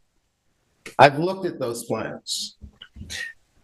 The settlement agreement, and I ask you all to read it because it's part of the record, you will not see a height measurement in the settlement agreement. There is no agreement to have a 70-foot anything. When you were dealing with the Campanile application, Mr. Shantz offered as an alternative a 50-foot pole.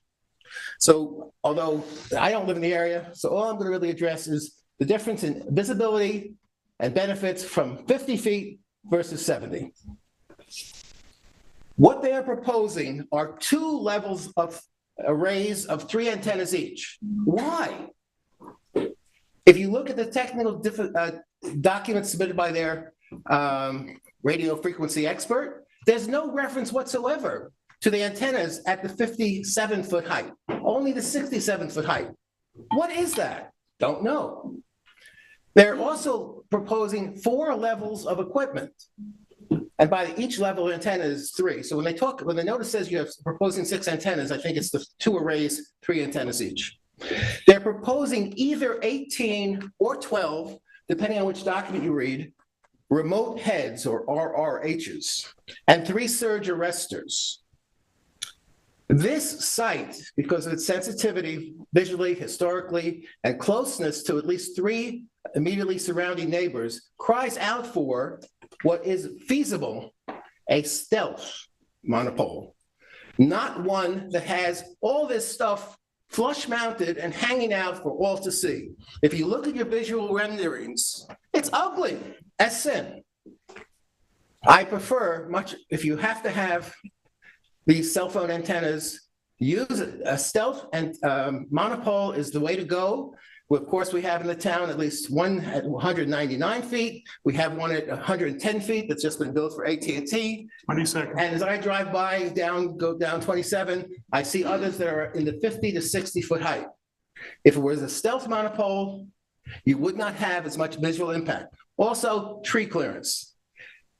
A 50-foot pole would barely need to have any trees topped in order to eliminate any possible interference. You don't have to eliminate trees to prevent interference with these surge protectors or surge arresters. It's only the antennas.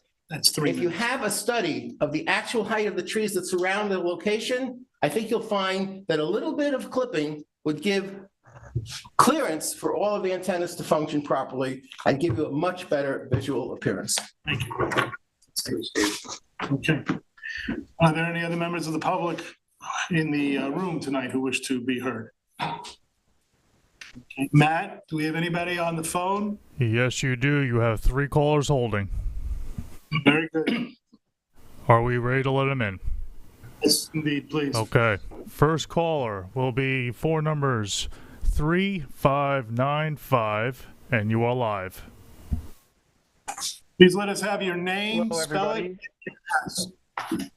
Go ahead. Yes, my name is Peter Corbett, Petercorbett, and I live at 464 Old Stone Highway. I wish I could be there with my fellow neighbors there in person tonight. In fact, I'm sitting in my living room. I can see St. Peter's Chapel from the seat that I'm in, and I'll tell you, it's beautiful. I hope you guys have driven by.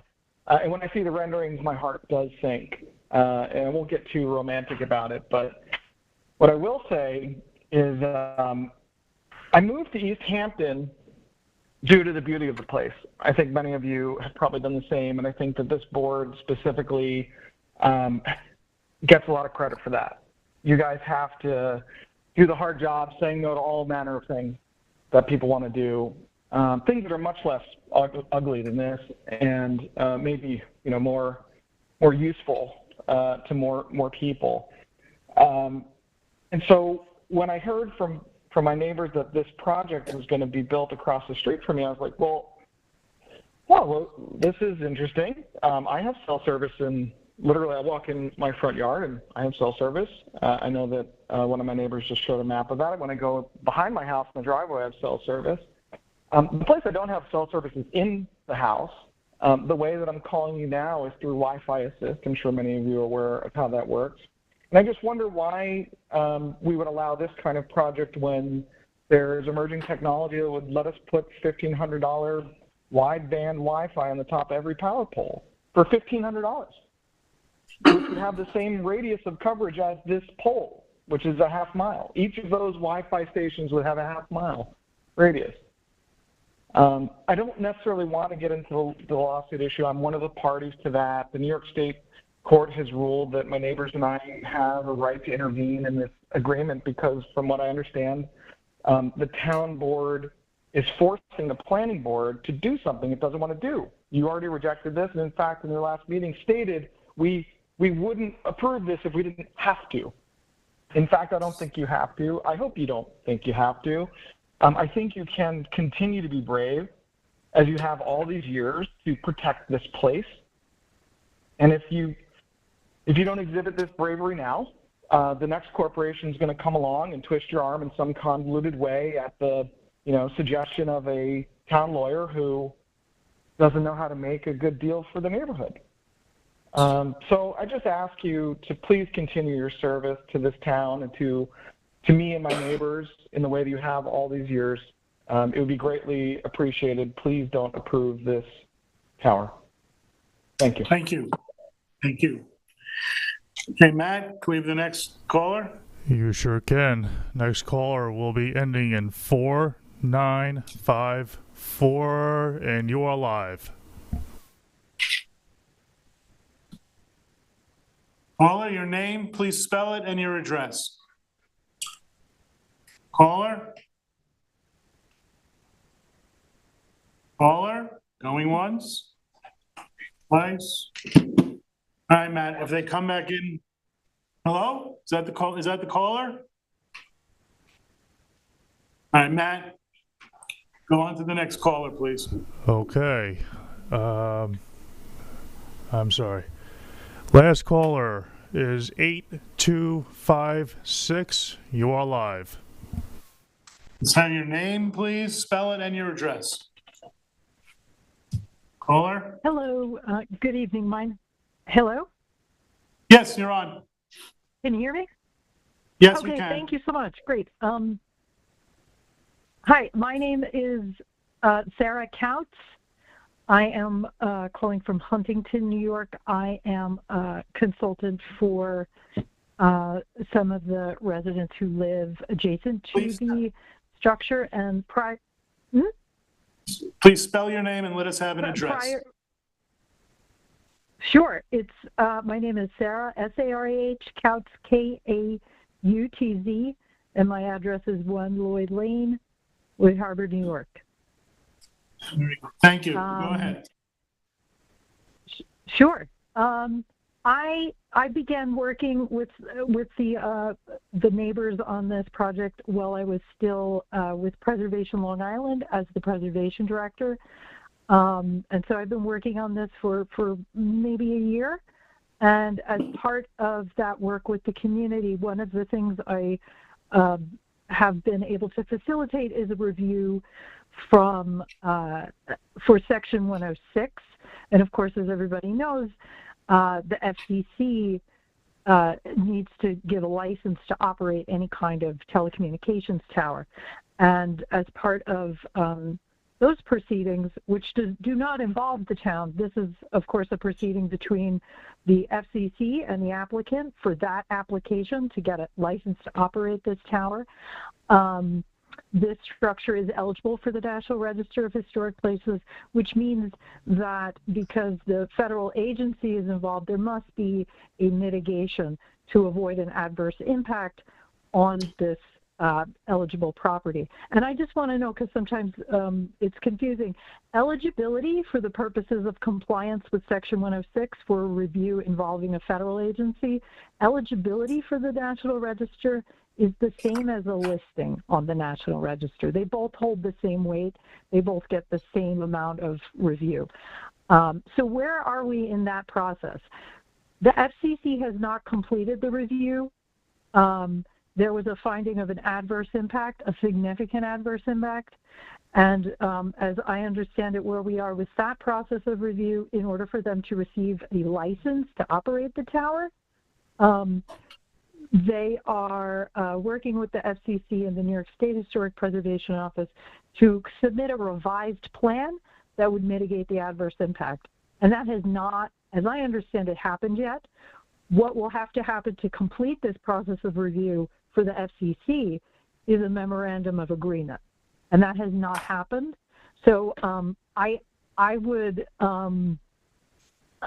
encourage this board to wait until that proceeding has been completed, because that, that kind of is the key component of this whole thing, is to have a license to operate the telecommunications tower from the FCC. And if those adverse impacts cannot be addressed to the satisfaction of all of the stakeholders, then there needs. I'm sorry? You have 20 seconds. Okay. Continue. So that's my comment, just to let you know that the Section 106 review has not been completed. We are actually in the middle of that process, and there has been no memorandum of agreement between the FCC and the applicant. Thank you very much. Thank you. Appreciate it. Okay. Matt, do we have anybody else? Did that caller who we were unable to connect with call back? Okay, so yes, we do have that number, and we do have one additional one, which I will get to after. We're going to try 4954 one more time, and you are live. Sir, ma'am, can I have your name, spell it, and your address?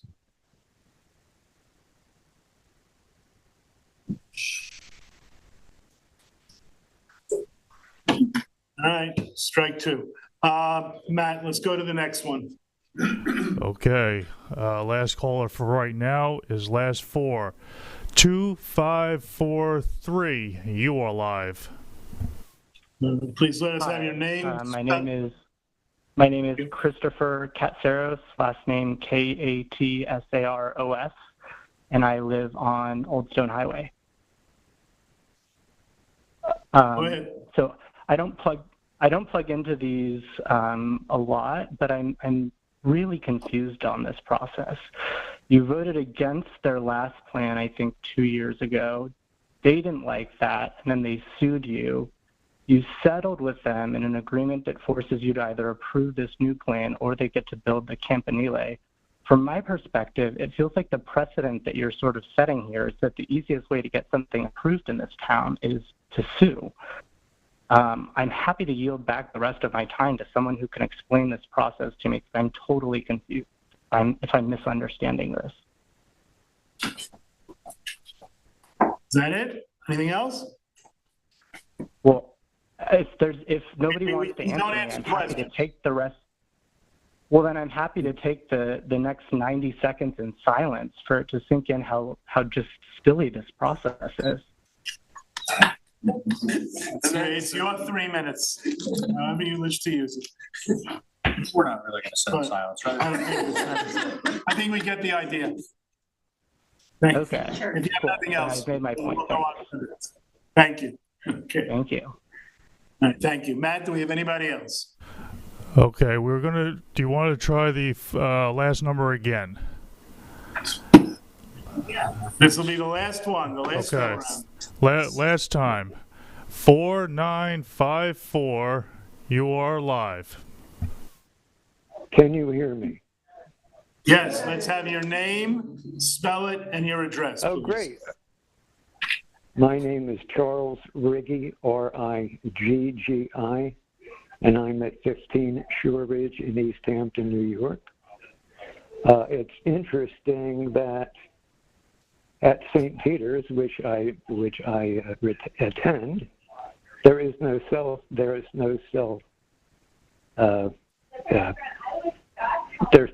service here. I don't know how that happened, but anyway, a long time ago, about 7 years ago, the now rector called AT&T and said, the only place that we can have the cell tower, if we have any coverage, is at St. Peter's Chapel. It's been 7 years. It's still a public safety issue, and nothing's been done. We've been going from the planning board to the zoning board to the architectural review board, and it goes back and forth and back and forth and back and forth. And that's what happened, and finally AT&T finally had it and said, we'll sue. And that's what happened.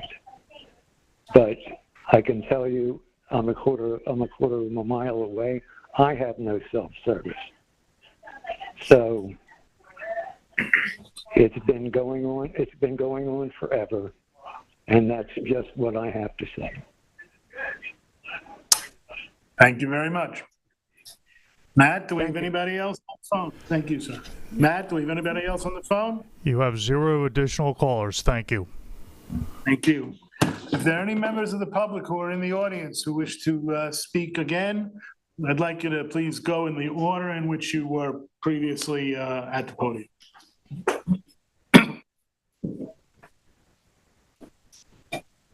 And just to remind you, it'll be one single 3-minute shot. Okay.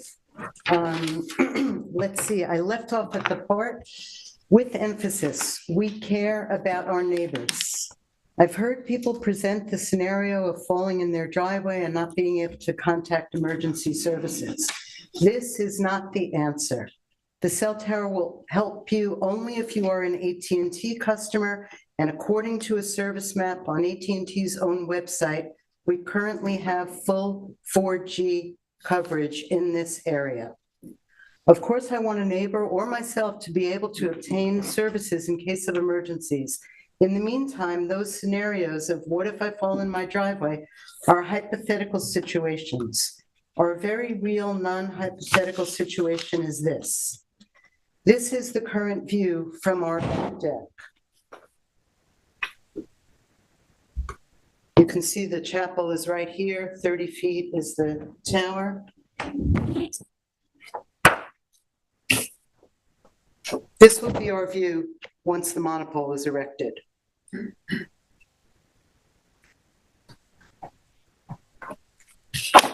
For all of you who are asking us to accept this violation of the town code and our rights as tax-paying residents of this community by citing the NIMBY, not in my backyard ethos, please take a look at this picture and ask yourself if you would be willing to have this in your backyard to satisfy St. Luke's Church, which is unwilling to use any of their $3,897,000 surplus as printed in their annual report to take care of St. Peter's Chapel, which is currently under consideration for inclusion on both the state and national registers of historic places. We are imploring the town and the planning board to take action to protect this property by allowing it to remain a chapel serving the community as opposed to another profitable real estate venture with total disregard to the surrounding neighbors. Do you want to include that in the record? I actually included it with my letter that I dropped off. It's in there. Thank you. Okay, thank you. Thanks very much. Any other members of the public who spoke previously? Ramesh Vardas, I want to add one item relative to the equipment that they're planning to install, which presumably includes a backup generator.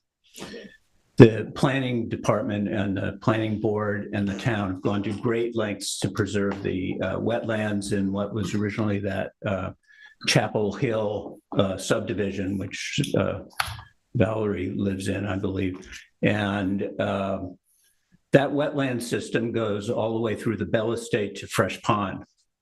So presumably there's going to be fuel stored for a generator on that site. If there's a fuel spill and it goes into the wetlands, that is going to affect way more than their individual site. The second thing I think I would like to say is just that if this proposal were for next to St. Luke's Church in East Hampton, excuse me, but I think I don't want to cast religious aspersions, but I think there'd be hell to pay. Thank you. The next member of the public for review.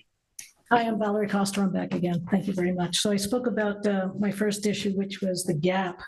And the second issue is money. Based on, it's just hard to imagine that AT&T, a company of its size and stature, would pursue this location based on its own knowledge that there's no significant coverage gap for personal wireless service coverage at this location or in the proximity of this. So St. Luke's Church, it's interesting, of course, nobody is here from St. Luke's. The parent company of St. Peter's Chapel is desperately in search of money to support St. Peter's Chapel. They admitted to such at the last public hearing. This is my personal opinion. It's not too much of a stretch here to presume that St. Luke's did the bidding for AT&T to make a case to construct this tower. The town board in 2020, as you all know, denied this application.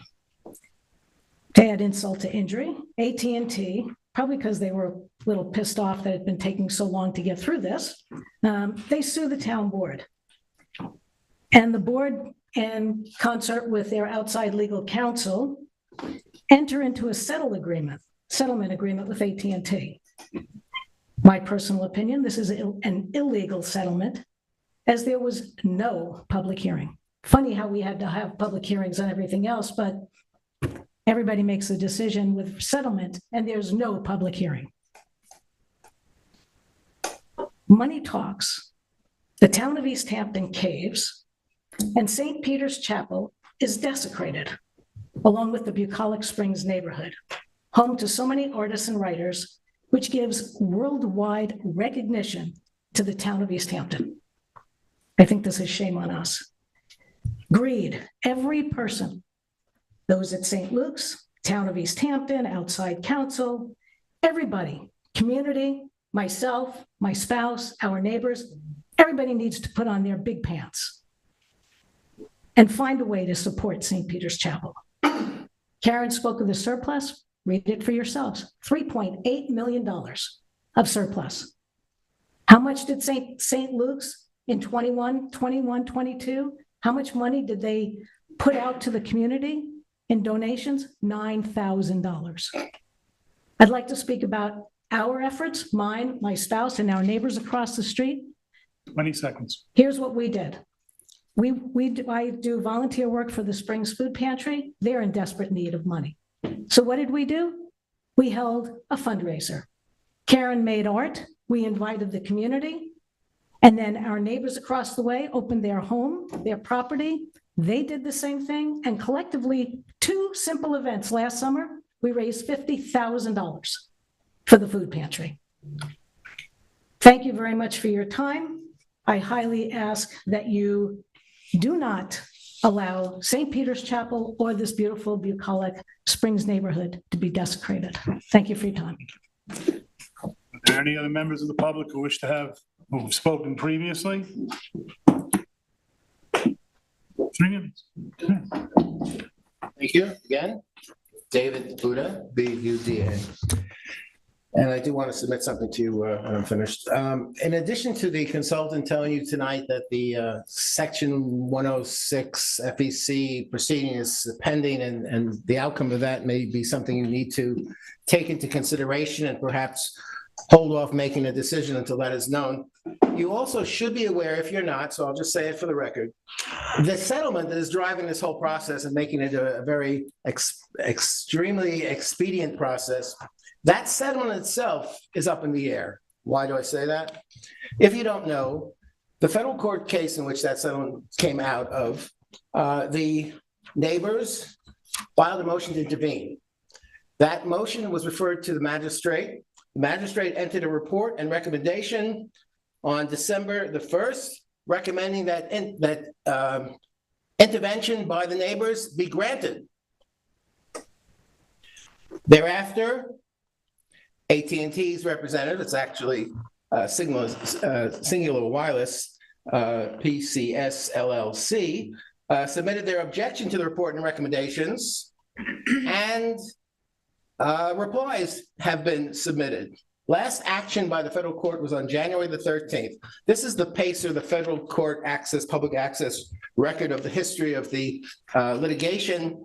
The last entry is from January the 13th. Since that date, the motion for approval of the magistrate's report and recommendation, approval or disapproval, has been pending before the district court judge, Joanna Seibert. The recommendation and report was rendered by the magistrate judge who was assigned for the primary handling of the matter, but it's up to the district judge to make the final decision.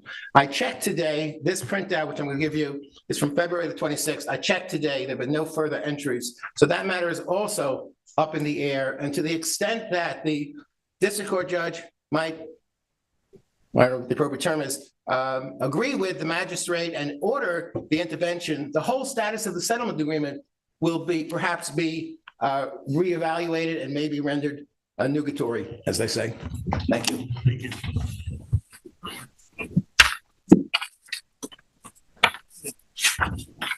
Okay. Are there any other members of the public who wish to speak regarding this application?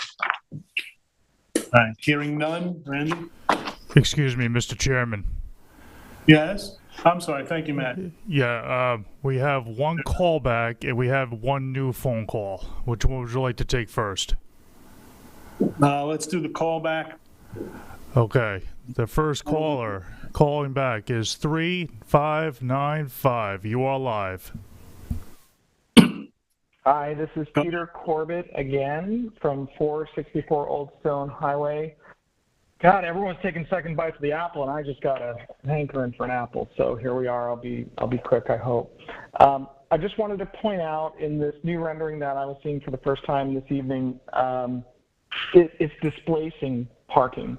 I'm not sure if that factors into your decision making with regard to how a religious or a community facility is utilized and zoned. The parking at St. Peter's is already on the road itself. I'm not sure if you noticed people park diagonally. The rears of the cars are effectively on Old Stone Highway.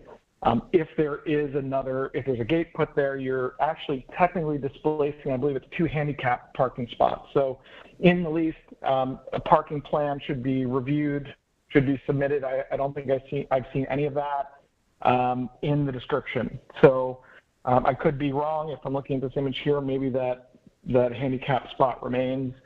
Like I said, first time I'm seeing it on YouTube this evening as you're showing it here. And the second, I wanted to reiterate about the generosity of the neighborhood with regard to Springs itself. My wife and I, Nicole Corbett, is a fine artist who's now has taken what once was Gus Lieber's studio. We bought the Judith and Gus Lieber estate. So she's a fine artist working in that studio. We held a fundraiser for Springs Food Pantry.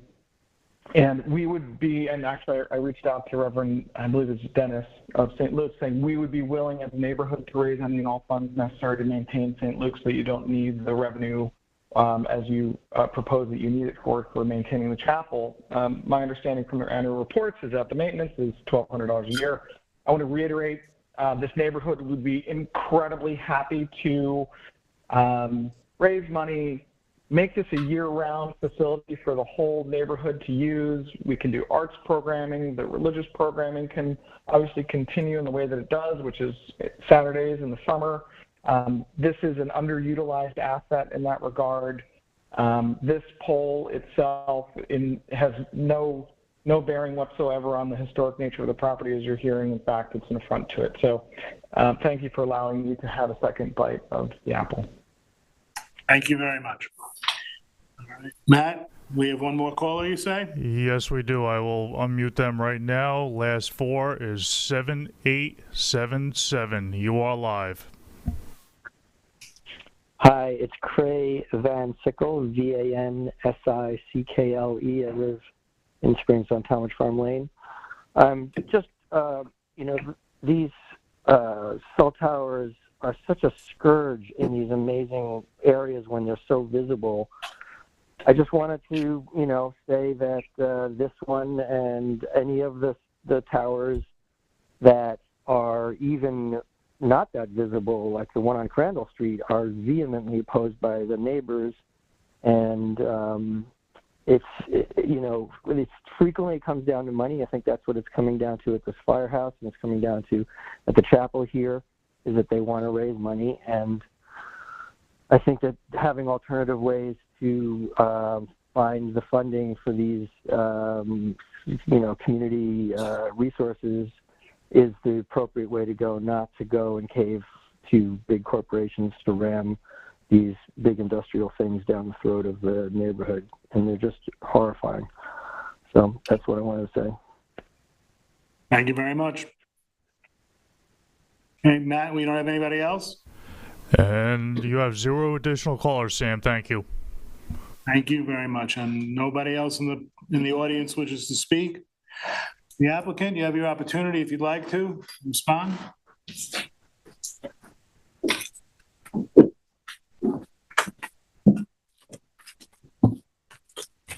Thank you, Chairman Kramer. Matt Fitzgerald with Phillips Lytle on behalf of New Singular Wireless, PCS LLC, better known to the board as AT&T. I'm just going to very quickly run through public comments that are relevant to the planning board's considerations.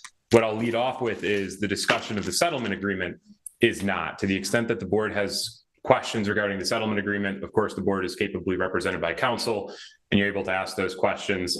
It's not in the site plan or special use permit standards to consider the settlement agreement. It's really not something that's before the board for consideration at this public hearing. With that having been said, just quickly running through some of the public comments on the application. One large misconception I'd like to clear up is that this facility will only benefit AT&T users.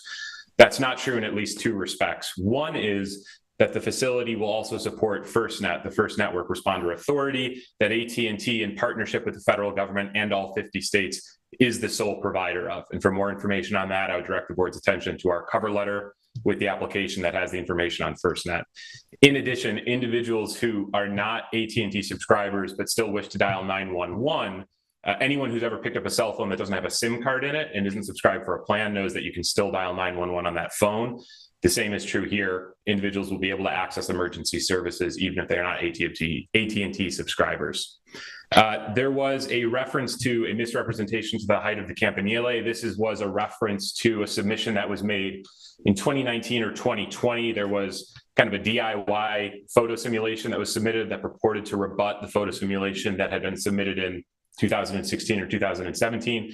The only reason I address it is because it attacks the credibility of the applicant. What I will say is what AT&T did at the time was went out and hire a completely separate company to do an independent photo simulation that showed that the scaling and massing of that was sufficient. Saratoga Associates was engaged to do that. And I would direct the board's attention to their letter that explained where the neighbor who provided that information got it wrong then in that case and why AT&T's rendering was accurate. And the renderings that have been provided here are backed up by a balloon float demonstrating that their fidelity is high, they are accurate, they show what the facility is going to look like. With respect to some of the other comments received, I want to touch on the contesting of the gap in service. I don't think that this board has ever doubted that there exists a significant gap in coverage in the vicinity of the site. It is something that I believe all the parties have acknowledged in the litigation. The only question has ever been, what do we do about it? The single piece of evidence that has been submitted in opposition in about the 8 years that the application has been before the town are the coverage maps that were, well, put coverage maps in air quotes, that were submitted today. Those are pulled from AT&T's website. What I will say is that any court that has ever considered those submitted to rebut the testimony of an RF engineer, which is what we have here, any court that has ever considered that has found it to be unavailing. I'll quote the Exonet versus Kings Point case. The court explained, quote, a marketing map on Verizon's website, in that case, containing an express disclaimer related to the accuracy of its coverage information does not constitute reliable, much less substantial evidence on which the board could base its finding of adequate wireless service. If you go to that website and view that map that's shown to you, there is a disclaimer that states this map displays approximate outdoor coverage. Actual coverage may vary. Coverage isn't guaranteed and is subject to change without notice. Then there's a learn more button. If you click on that, what you will see is that it says, quote, there are gaps in coverage that are not shown by this high level of approximation, and that the website maps, again, I quote, are not intended to show actual customer performance on the network or future network needs or build requirements. Simply put, every court that's ever considered this has agreed that these do not constitute reliable evidence that rebuts the testimony of an RF engineer. I will also say that as the town planning board is very well aware, your own consultant, Cityscape, has independently reviewed our materials and agreed with our finding that there exists a significant gap and that this proposed facility remedies the gap. With respect to other comments that have been made, I just want to say that the process that we are going through here was referred to as extremely expedient. I will say that this is the continuation of a process that's been going on for nearly 8 years now, and it has skipped no steps in the public review process. We are having a public hearing as mandated by the code. No procedural step was skipped in terms of the planning board's review of the application. The last piece I want to touch on is with respect to the comment on the FCC background. This was discussed between us during the seeker review process, but for the benefit of the public who may not be familiar with the Section 106 review process, as was correctly stated, it is not something that applies to the planning board or any of the instrumentalities of the town. It's something between AT&T, the FCC, and the State Historic Preservation Office. The reason that process hasn't been completed yet is because the FCC wants to know whether you are going to go with the monopole facility or deny it, which would, under the settlement agreement, result in proceeding with the Campanile facility. I know that this board is aware of that because I brought it up probably a month ago when we had the last meeting on this application. But again, they are waiting for you. So there is no ability to wait for them. You get into a chicken and egg scenario, nothing will ever get done. So with that, unless there are any questions, I would again say it's been 8 years. There exists a significant gap in coverage. We've done everything we can to accommodate the town planning board's comments on this application, including the installation of landscaping, including changing the color of the pole, including proposing the gate that is set back, I'll say approximately 21 or 22 feet for safety reasons, which if the planning board doesn't like it, we're fine foregoing that, as our cover letter indicated. And indeed, this entire application is an attempt to find a reasonable compromise with the town following 8 years of process and review of this application. So unless the planning board has any questions, I just want to thank you for your time. Public hearing, we don't ask questions. Understood. Very good. Thank you very much. Thank you. Okay, with that. We had a letter from an attorney asking for us to postpone the hearing. And I'm just wondering if we got any written comment. Yes. I'm not aware of it. He was informed that we weren't going to postpone it. We did? Okay. Okay. So that's in the record. Sharon on the spot. She's on the spot. She's way ahead. Okay, motion to close the hearing. Is there a second? Second. All those in favor? Aye. Any opposed? Passes 6-0. I want to thank everyone for coming out tonight. I know this is a matter of great concern, and it's a matter of great concern to us as well. We take it very seriously, and we take your comments very seriously. There'll be a meeting scheduled. I couldn't tell you precisely when. Next week. We're going to have I'm sorry, next meeting, 2 weeks from. This is going to be off on the 26th also? Yes, it has to be on for. For the stipulation. Busy night. On the 26th, this board will have a conversation.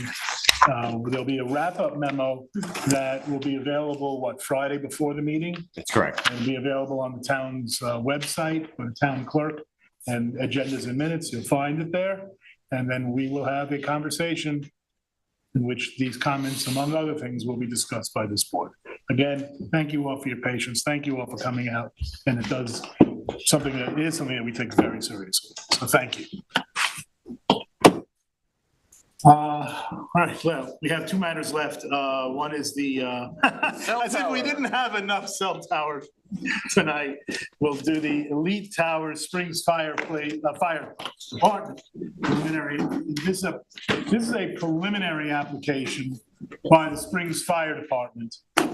This is not the application that's been pending for quite a while. This involves a different tower in the same location, more or less, but at a different height. And Eric will take us through that. Michael will be on behalf of the board, and looking for the applicants. There you are. Which are over there. Okay. Very well. Okay.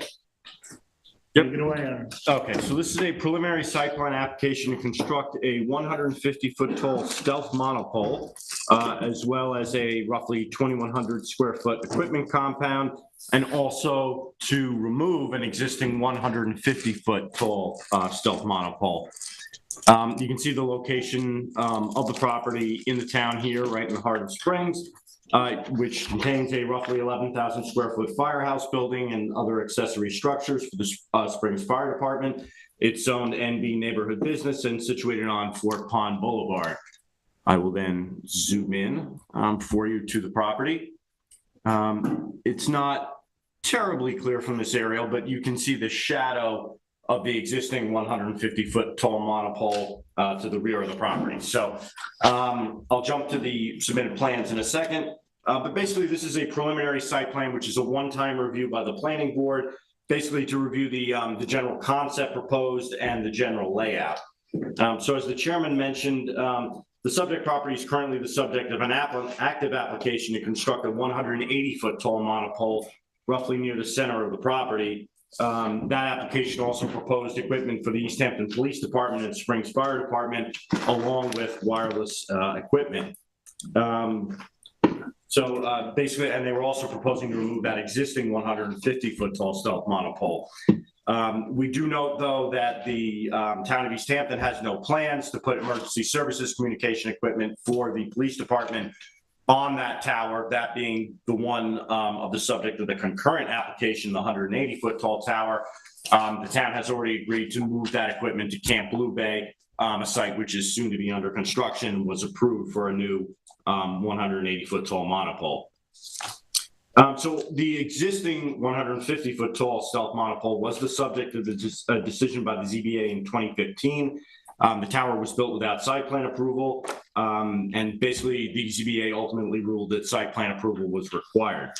The active application for the 180-foot tall monopole was submitted in July of 2019. The planning board declared lead agency under SECRA, and then subsequently made a positive declaration under SECRA, citing the potential for significant adverse impacts, and required the preparation of a draft environmental impact statement. The scope for the DEIS was adopted in September of 2021. The planning board has not received any subsequent information from the applicant after that date of September 2021. You have not received a first version of a draft environmental impact statement.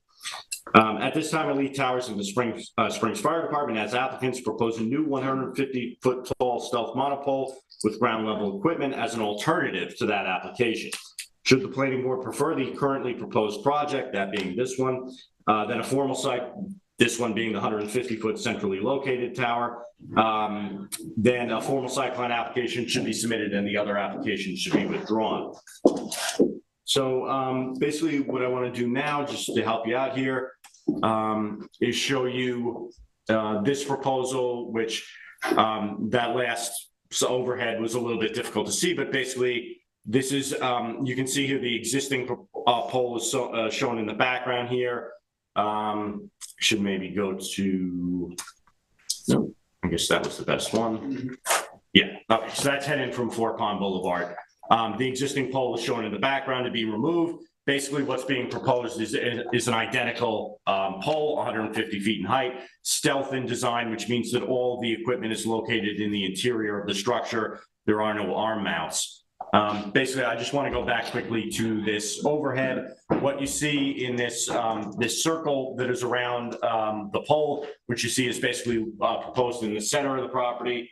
Hopping back to the aerial just very quickly. So the pole is proposed to be situated roughly here.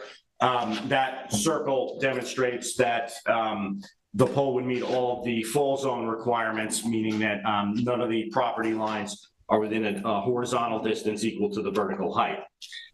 So basically under the town code, you are required to consider what are called opportunity sites and avoidance areas. As the name suggests, opportunity sites are areas where we want to see wireless facilities. Avoidance areas are where we do not. This property is not within excuse me, I should say.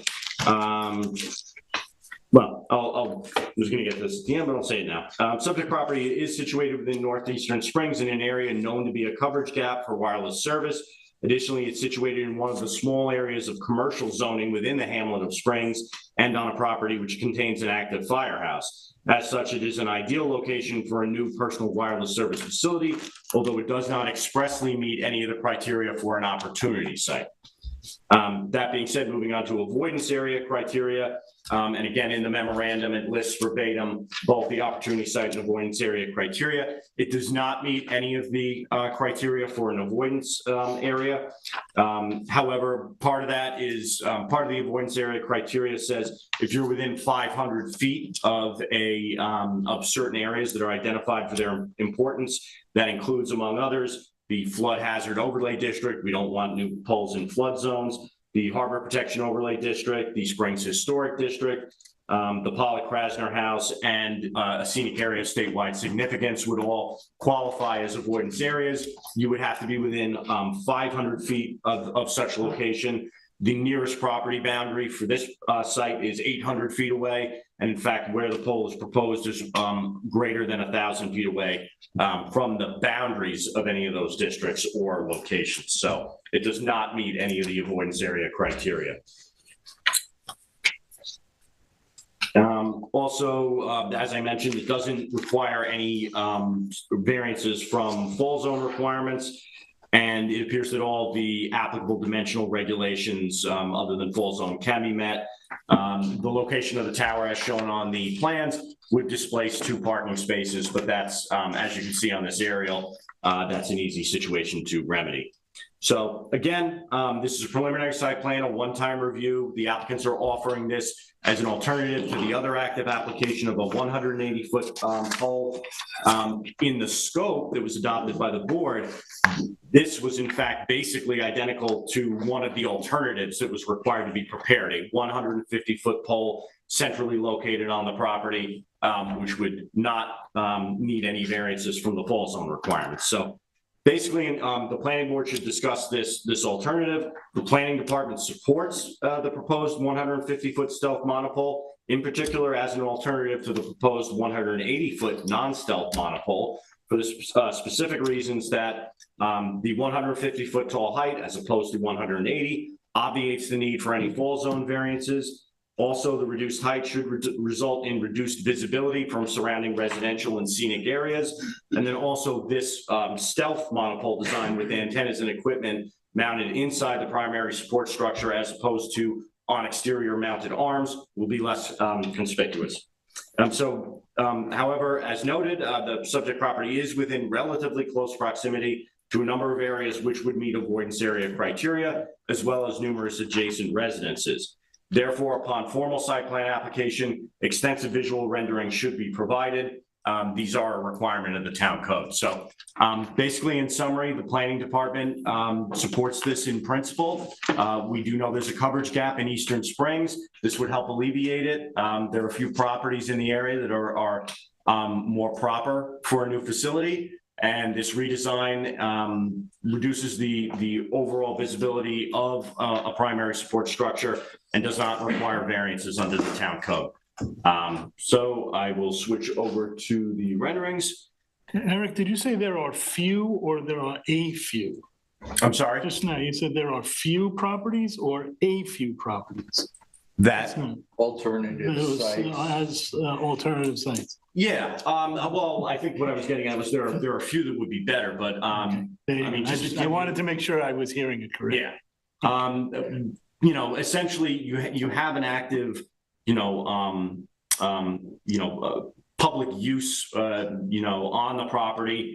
And then again, really one of the main things here is that this property itself, and I'll show you the zoning boundary annotation, is one of the few, I think this board knows, there's very little commercial zoning in the actual hamlet of Springs. A lot of the commercial areas that we think of as Springs are actually south of the actual border of Springs. Really the only commercial areas of any size are this NB zoning district at the corner of Springs Fireplace Road and Fort Pond Boulevard. And then to the west, there's a small area also of commercial zoning. So basically, the site is appropriate. It doesn't meet any of the avoidance area criteria, but that is said with the caveat of if the applicants do withdraw the previous application and submit this one, you should require extensive visual renderings to get an idea of the visibility of this facility, to work to reduce the visibility of it. Again, those renderings should come from the residential neighbors to the north, south, east, and west, as well as from, as I zoom out here, Acquabonic Harbor, the Springs Historic District. In fact, what I will do here to better illustrate that for you, you'll see this is the scenic area of statewide significance that encompasses Acquabonic Harbor. I'll also show you this is the Harbor Protection Overlay District, which essentially mirrors it. And then the other one to show you would be the Springs Historic District. So it is in those, Eric. I'm sorry? Looks like the line for the scene. No, that's a subunit. That's misleading. It's the yellow hashing that you see on the eastern side of Springs Fireplace Road is the scenic area statewide significance.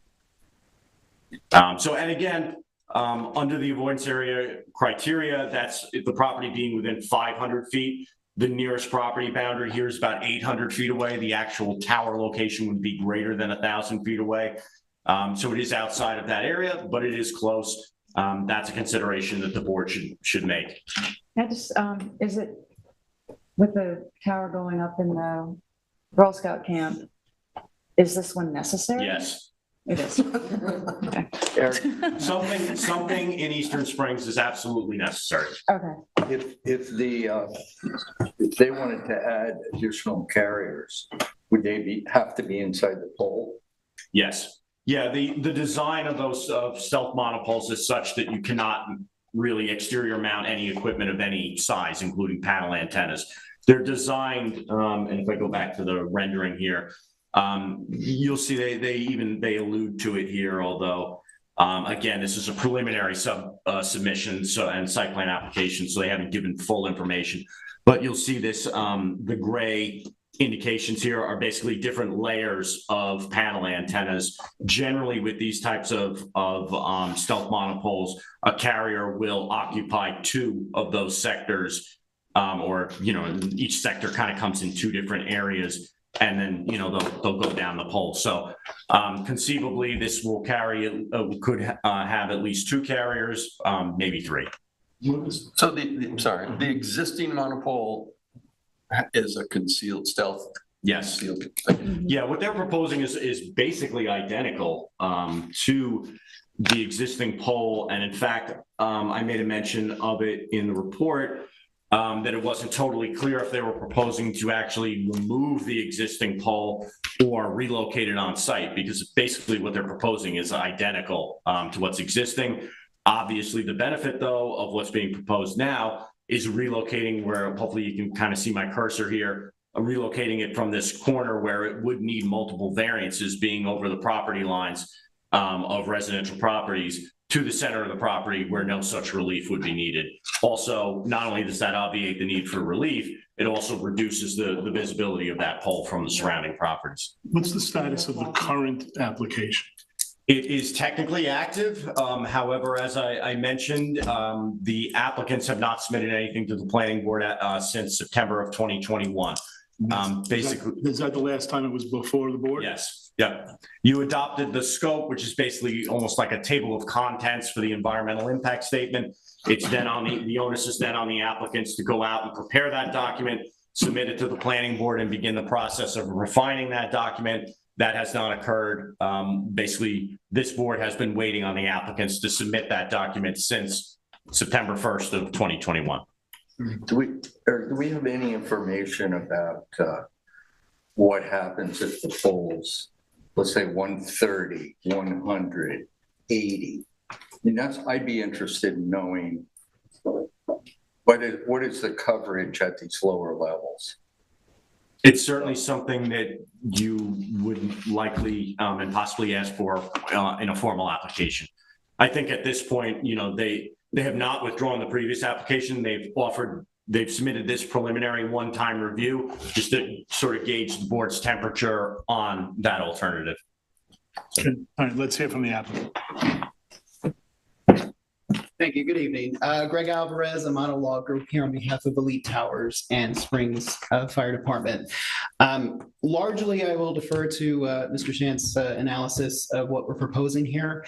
What I'd like to say, though, is that the proposal here is an attempt to reach a conclusion as well to another long process involving a facility within the town. As Mr. Shantz had relayed the history there. Taking in the information that we received in terms of the scoping process, as well as this past fall in terms of the town board's own investigation into this site and other sites within the town, concluding with their recodification of the town code's wireless provisions, came together for us.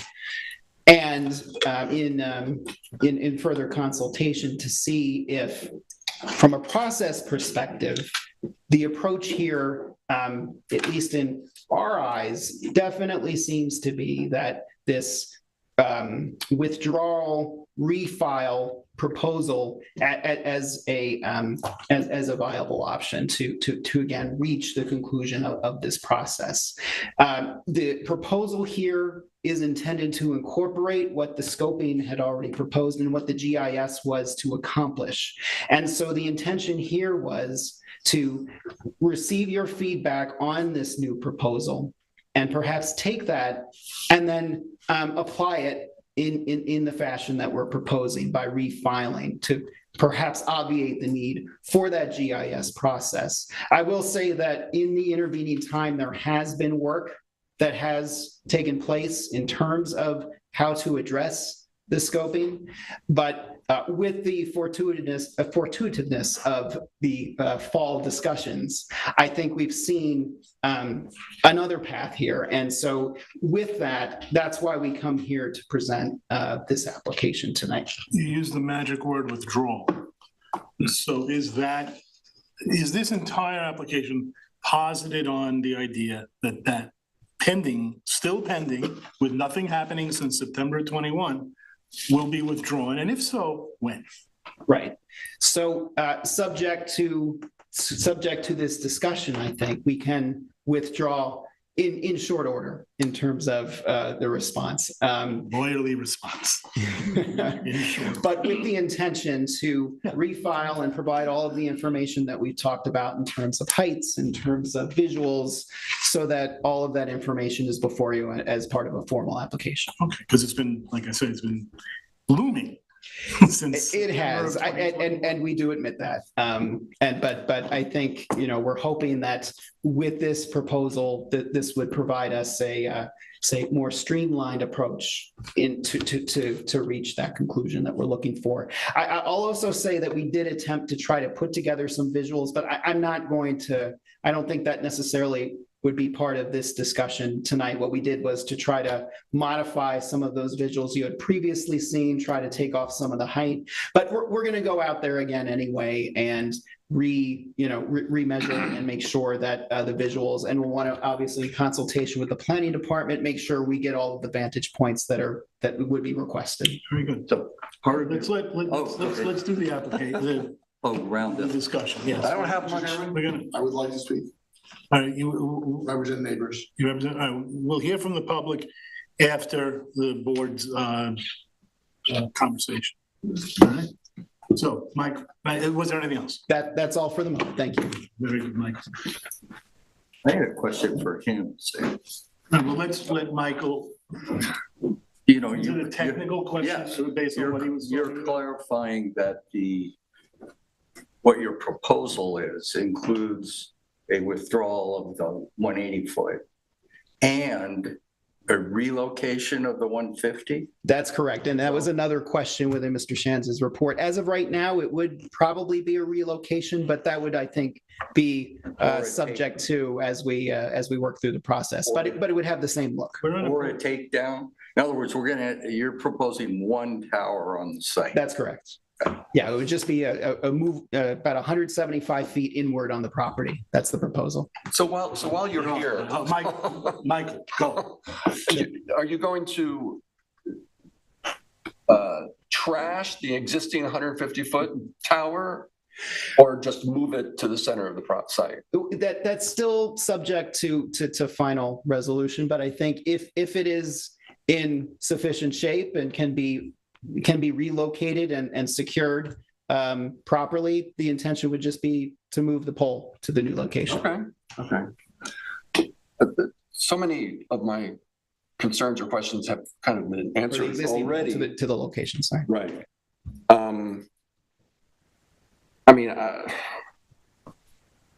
I just go to the end, like what color is the pole going to be?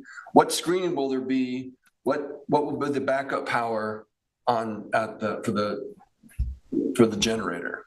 You know, because Eric did a thorough job and all the questions have kind of been answered for me already. So. And certainly those questions obviously would be part of our submission as well. We'd make sure we would include all of that. And it would be in discussion with all of you as well in terms of color, in terms of how the generators would be installed, et cetera. I opened it up to the table. Fuchsia. Anybody else have anything they want to add on this? Remember, just, this is a preliminary site plan application, so the idea is to give the applicant a sense of where all the board members are. Right. Assuming they go forward. So, Well, I think that's. Yeah, I kind of. why don't we start with Go that? ahead. All right. Yeah, so better for sure. And yeah, I think it'd be great if we can recycle what's there, but I share Randy's view on this, which is if the coverage requirements for that part of Springs can be met with a shorter tower, I think we'd really like to know about that. Okay. Right, it's not just a matter of we have 150, let's move it. Even though that's a better scenario, I want to know if that's really justified. Sure. I think just so you're aware, I think the intention here is that we have received interest from all four carriers. So the idea would be able to accommodate all four. So that analysis will fall as to the carrier that is at the lowest position. So that's how the analysis, that's the analysis that we will do. Understood. And so that was going to be my other question. So you actually have talked to all four primary carriers, and they're all interested? They are. Okay. Yeah, I just want to say that I was adamantly against the other proposal. One of my biggest worries was the fall zone and the proximity towards the neighbors' homes. This is, as a preliminary indication, I haven't made a 180-degree turn, but I'm definitely more inclined to favor this application. But there's still a lot of questions that I would like to know. So in terms of preliminary indication to you, I think you're going in the right direction. I think you've made a move, a very firm move in that direction for me. So, but I would like to know more. Understood. Thank you. Yeah, I agree. It'll have to go. I'm curious to hear what the public is going to say tonight. And obviously it'll have to go through the process, but I'm favorable as well. I think that the big difference here is frankly, the code has changed. It's not so different than the application before. It's 30 feet shorter essentially. Right. But I'm not an expert. I think it's real hard to deny that we have good cell coverage. So I think if you're code compliant, this is something we could certainly look at and work with. But as you know, it'll have to go through the process. Of course, understood. Guarantees there. That's it. Yeah, I think we're balancing now. It sounds like the emergency service element is out. Not completely. The fire department will still be situated at the top. At the top? Yes. Okay. And is there, what I'm going to want to know, how low can you go? Understood. And, we're hearing that loud and clear. And if we're talking here about more height for more money, if that's what's making it go higher, that to me has to be balanced against the impacts on the neighbors. So if you can't get all four carriers in there, I care less about that than I do about the impacts on the neighbors. That's where I'm at. Sharon? Okay.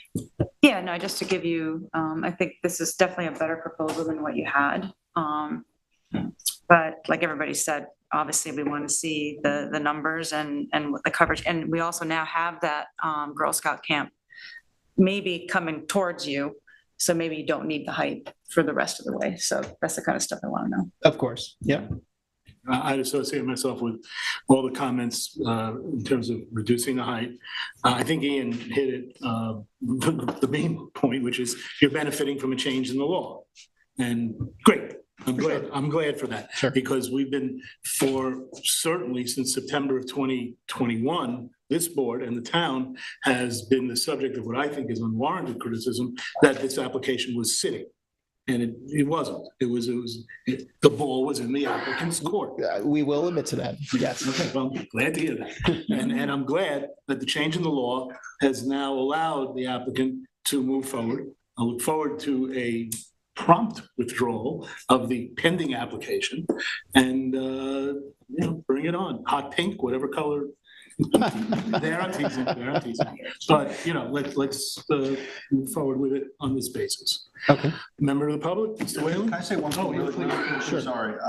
I just want to say with respect to the height, I mean, we are the planning board. This might be a little bit of digression, but if we're trying to reduce the height and we limit the carriers, I mean, I think we've seen that there's no great place for cell towers. So if we can't have them all here, I think we can assume they're going to ask for one someplace else. I'm not advocating for height. I wish we could have cell coverage without any towers at all.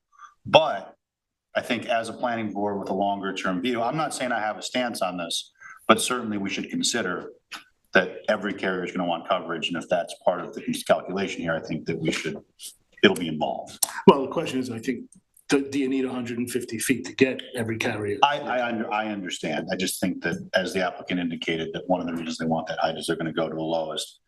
No idea where that'll fall out, but I'm not sure 4 towers of 100 feet is better than one at 150. It's just a consideration, that's all. 4 towers? Well, there's 4 carriers, so if we got it to the lowest, point, so it would work for somebody, it didn't work for the other 3. I doubt that they're, folding. I'm just thinking of 4 more applications. Well, so you have, you have a 150-foot pole there right now. Correct. What are the comments from the neighbors? What is it? Not good. It didn't have site plan. It never got site plan. I know that. I know. So no, it's an illegal pole. It's not used. It's not used for cell service. I think we'll hear from them in a moment. It's an illegal pole. Yes. Have you heard that they hate it? Perhaps. You're gonna. Sorry to add that. I just wanted. So I think the only other question we would have to benefit from this great conversation that we're having is just also in the context of SECRA. So, right now we are in the context of an EIS, and part of the intention for this new filing would be perhaps with these improvements that we've provided, that maybe we can go the other way and lead it down towards a negative declaration as opposed to a positive declaration. So below 80 feet, neg deck. You're telegraphing. Frankly, that's one of the reasons that you should run to a withdrawal, because right now you've got a positive. So can't tell you what would happen eventually. We know that 80 feet will get Randy's vote. Okay. Well, we probably can't prejudge. But we're not predetermined. Understood. To be clear. I appreciate that. Thank Mr. you. Whalen, you wanted to speak? Yes. I'm gonna set you for 3 minutes. Yeah, I won't exceed that, don't worry. Richard Whalen from Whalen Fowler PLLC. I represent residential neighbors to this property that are on Talmadge Farm Lane. First of all, there obviously are positives about what the Springs Fire Department and Lee Towers are doing today. They're offering to withdraw the 180-foot tower proposal. They're moving the tower into the center of the lot where, the term fall zone isn't really used anymore in the new legislation, but the radius of the tower, you won't, it meets all the setbacks from all the property lines. And finally, they've confirmed, and I was never really sure about this, that the tower that they would propose would be a stealth tower without all the furniture on the outside. So those are all very good things, and I'm glad that they're moving in that direction. I think the questions for us are still really 2. Number 1, is the tower really needed, especially in light of the proposed Camp Blue Bay? Now, Eric says and, emphatically, he believes that it will be. But even if that's true, that leads to the second question, which several of you discussed tonight, and that is, how high should the tower then be? And the code does say that you should attempt to approve the lowest possible tower that will achieve the purposes of cell coverage. So I think that's all I'm going to leave you with, is that if the applicants decide to go forward with this and make a formal submission based on what they're discussing today, I think the job of the planning board, in our view, should be to seek the lowest possible height. Right now, I just want to say, even though it's not in these, this scenic area of statewide significance, this is an eyesore for neighbors in the immediate vicinity, and it's also visible from large areas along Accomatic Harbor. So there is a visual impact from the tower right now. We know the height of the tower right now. So if you can bring that height down, obviously you mitigate some of that impact. So those would be my comments to you. Thank you. Thanks, Rich. Pretty good. Thank you. Okay, there's another member of the public wishes to be heard on this. Go right ahead. Forgive me for limping. I pulled my back up working in the yard. Your name and Jonathan Coven, spelled C-O-V as in Victory, E-N. I live at 44 Talmadge Farm Lane, immediately behind the fire department. And I want to say real quickly, maybe all of you remember the situation in Manhattan where they were trying to unload garbage to get the garbage to the recycling site, but they couldn't find anywhere to put the garbage. And so the barge with the garbage circled Manhattan for months. Remember that? Yes. That's what we're talking about here tonight. There is no formal approved communications planned by the city or the town of East Hampton. It doesn't exist. And yet you're getting sued by people because they want the cell towers. And I personally, together with my wife, Ellen, we have been fighting the Springs Fire Department for 17 years. For 17 years. In 2006, they put a memo in everyone's door. We went to a meeting, and in those days, the fire department was really candid.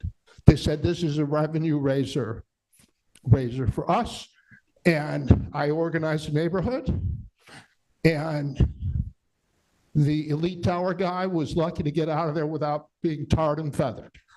And 2 months later, the fire department said, we respect you, we're not going to build a tower here. And that's where it sat until in the dark of the night, the head of the commissioner's wife, who was issued an illegal permit, and without telling anyone, they put a 150-foot tower in my backyard. Okay? And my neighbor, David Kelly, sued him, or he helped the zoning board revoke the permit. That tower that's sitting there today is illegal. The permit was revoked in 2015, and it's illegal. And also, the notion that by changing the fall zone with a stroke of a pen, it's only 1 times the tower? Well, first of all, my understanding of the new fall zone, which I think you adopted. 20 seconds. The new fall, it's still in violation of the new fall zone. The new fall zone says you can't be within 1 times the radius, anything on the site.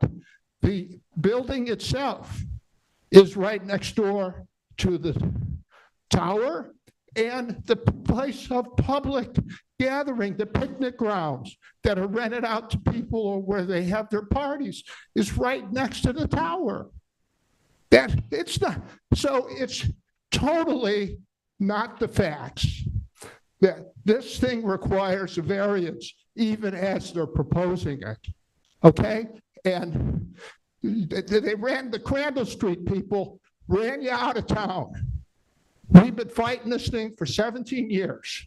We're gonna fight it tooth and nail if you try to get this barge with the garbage to land in our backyard because Crandall Street wouldn't take it, or the church people on the highway won't take it, by Old Stone Highway. This garbage will not land in our yard. Thank you, sir.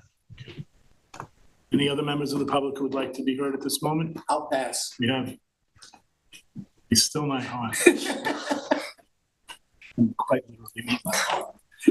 Okay. All right, with that, let's wrap up this conversation. The applicant has heard us, I believe. Yeah. Knows the sense of the board and the members of the public. Thank you. And we'll look forward to getting something. Yes, we appreciate your time very much. Thank you. Thank you all. All right, so we will now move from the sky to the sea and Land's End Marina. We have one last application on for tonight for the work session. We, Tina, it's yours. Who has this one? Shannon, it's yours. It's the applicant. It's you? Okay. Congratulations. You stuck around. Okay, thanks. Yeah, I didn't tell who it was. Right.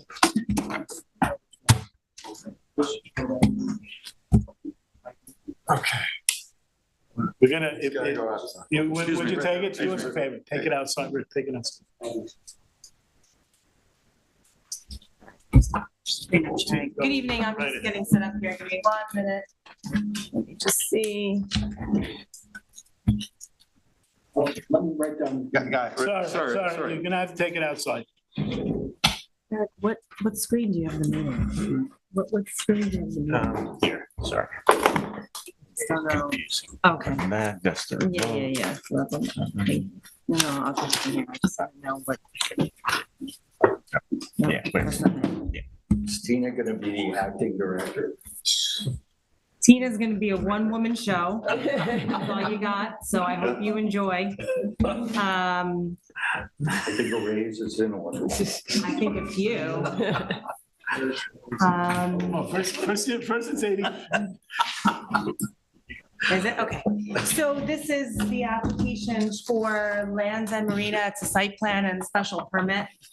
The location is up right now. It's 4 lots in the Coonsfoot Cove section of Lake Montauk.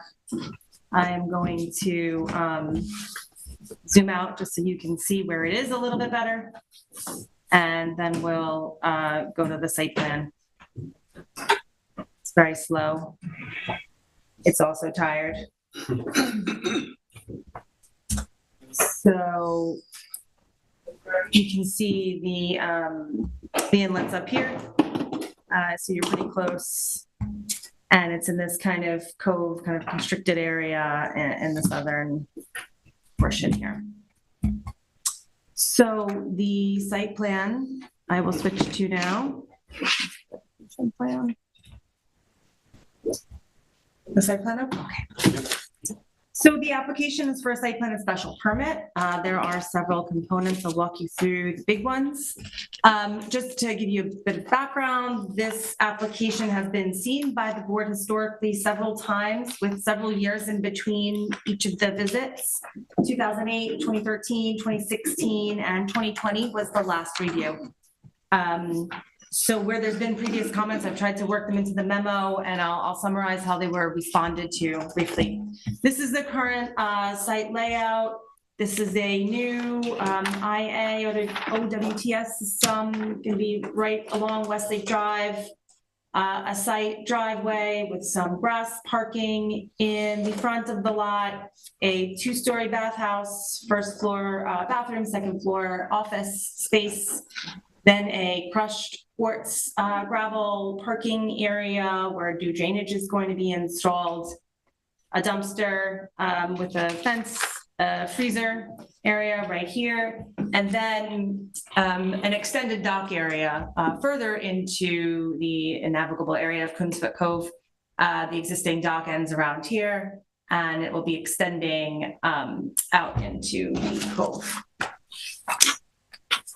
With respect to the issues for discussion, my memo has a lot of detail. I'm gonna try to treetop it.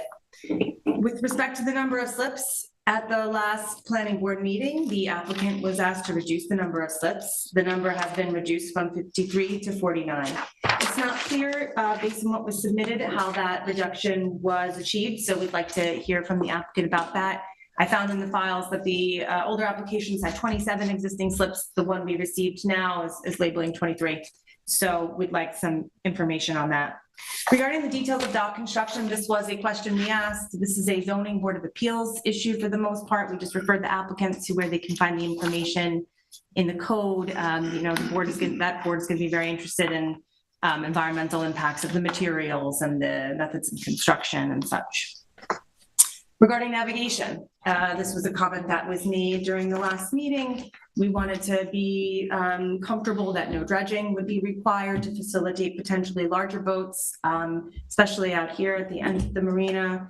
The applicant has said in their response that there'd be no dredging required, but there was no analysis that helped us understand why that's the case. There's going to be larger boats. It's not that deep here. We wanted to understand how big are the boats, what are the draft levels, and will there be disturbance to the bottom sediments, and how can that be avoided? Regarding the lease, so the applicant currently has a lease with the town for the existing boats. Our understanding is that lease is expired. Confirmation of the status of the lease and the status of negotiations of the lease expansion that would be required to facilitate this project was requested last meeting. The response was that discussions were ongoing. We did want a little bit more information on that to be sure that this is going to be a situation that's going to be legalized should the planning board decide to approve. Regarding new structures, the bathhouse here is a new element, approximately 900 square feet, 2 stories. Looks like it's going to need a wetland variance. We'd like the applicant to confirm. The planning board should determine if they want the structure there, if they appreciate this is a good opportunity place for it. Dumpster was moved based on last comments to be further away from the wetlands. There is a 6-foot fence screening it. Walk-in freezer can be right on the wetlands boundary almost near the dock. That is going to require a variance from the ZBA. Regarding the sanitary system, there's a lot of detail in here. The bottom line on the sanitary system is that though it meets, as we could tell, the density requirements, the applicant's calculations require some corrections. It seems that they didn't include the office. And the design of the system, where details were required last time, the details that were provided don't really, aren't really consistent from our read.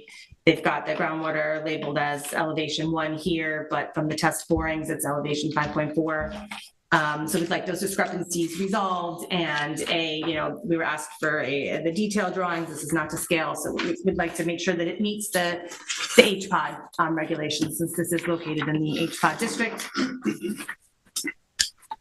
Also, with respect to pump out, the applicant was asked about how boat generated waste would be handled. They replied that it's going to be handled by pump out service vessels.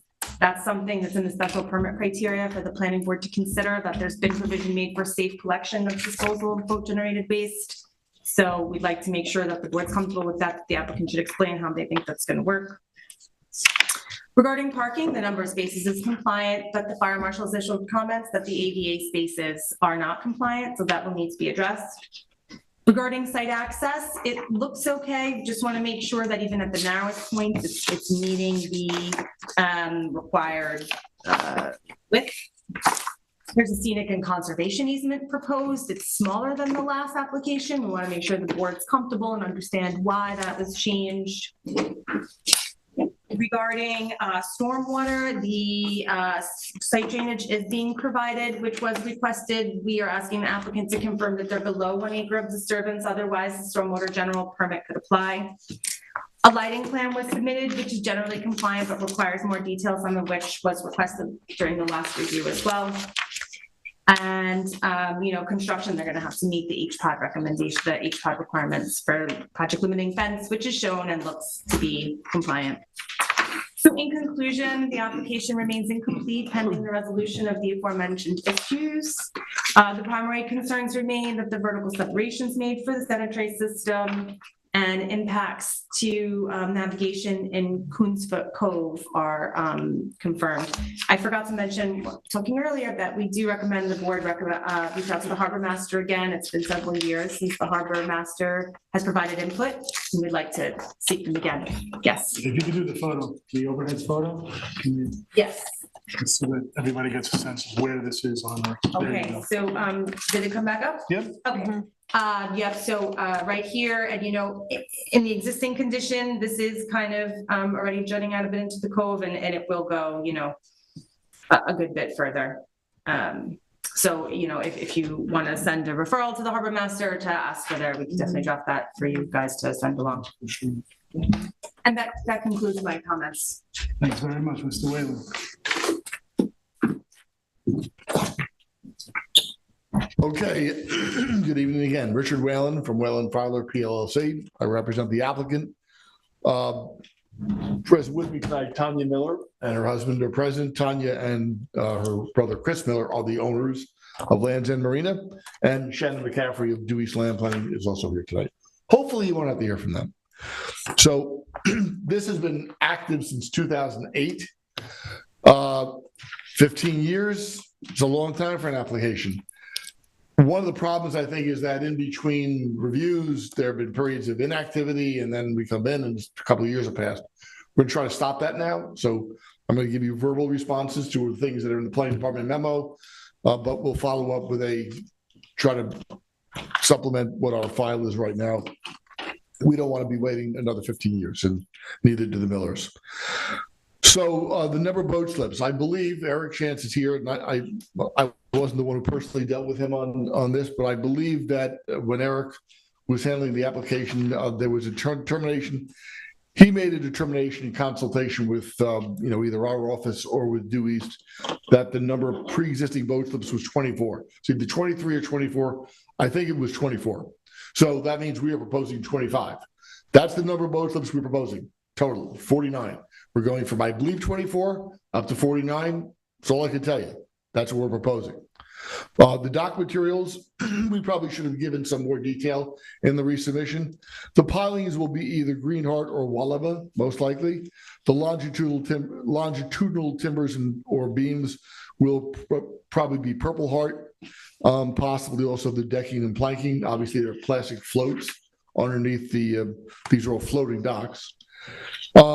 The applicant's also considering the possibility that the framing for the dock could be aluminum, could be an aluminum frame. He's looking into that. We will figure that out, and we will, explain what the proposed materials will be. Piling locations, I think in the memo, it indicates the planning department wasn't sure where the piling locations were. They are shown on the plans. That's all I can say about that. So a legend would be helpful. They just have little dots. Right, that's what I thought they were, but Okay, maps usually have legends. Right. So we'll talk to Matt Sherman and ask him to make that more clear. Navigation dockage issues. From the beginning of the application to the present day, the applicant has stated, we're not dredging, period. We're not proposing to dredge. Don't know how to say that any clearer. We're not going to do an analysis of it. We're not dredging. The Miller family has been in business. They've been involved in the marina business in Montauk, excuse me, since 1963. They're not going to put boats into slips where they don't have sufficient water depth to be able to be there. So you put boats in slips that can handle them. Generally speaking, if you look at the bathymetric data on this project, as you move east and to the north, so the northeast is the deepest, the water is getting deeper. So if there are deeper draft vessels, they will be in those slips. Shallower draft vessels are going to be, on the southerly side or closer to the water. Now, in terms of the effect on navigability, we have a copy of a letter that Senior Harbor Master Tim Treadwell wrote addressed to Sam Kramer on August 25th, 2022. I'm not saying that it was sent to you. Did you ever receive it? You want to go look at my file cabinet? 2002. So we'll submit that letter. I don't know. I guess the applicant obtained it. I'm not sure it was obtained, but there is a letter from Tim Treadwell. When was the last time it was before this board? Prior to that, 2019? I believe, yeah. I'm trying to It's in the remember memo. if it's been on since I've been sitting here. Possibly Which was not. January of 2019. 2020, I guess, was the last review. And I think Eric. November 2020. 2020?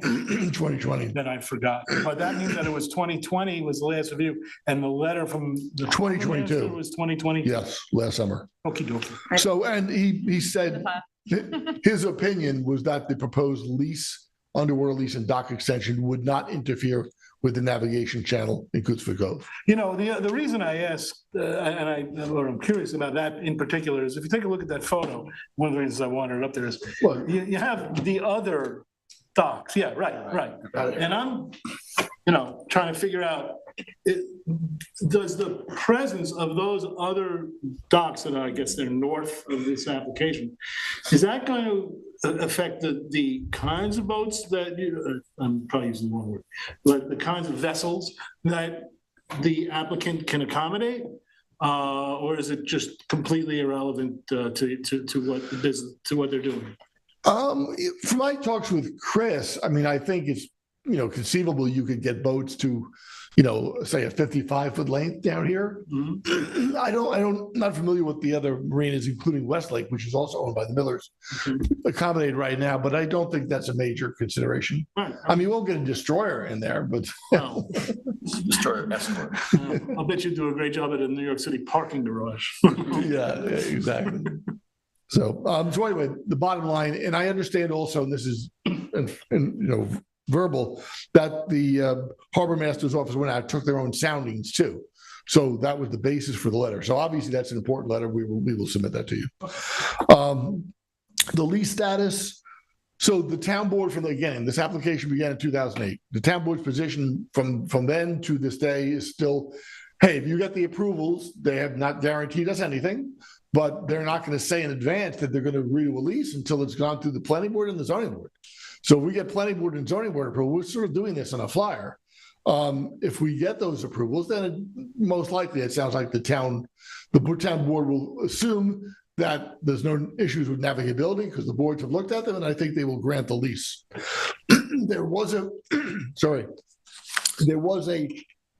pre-existing lease for the existing dock that goes back many years, and for a while the town would send bills every year and the Millers would pay them. The town stopped sending bills. The Millers kept paying them for a while, and then finally they stopped paying.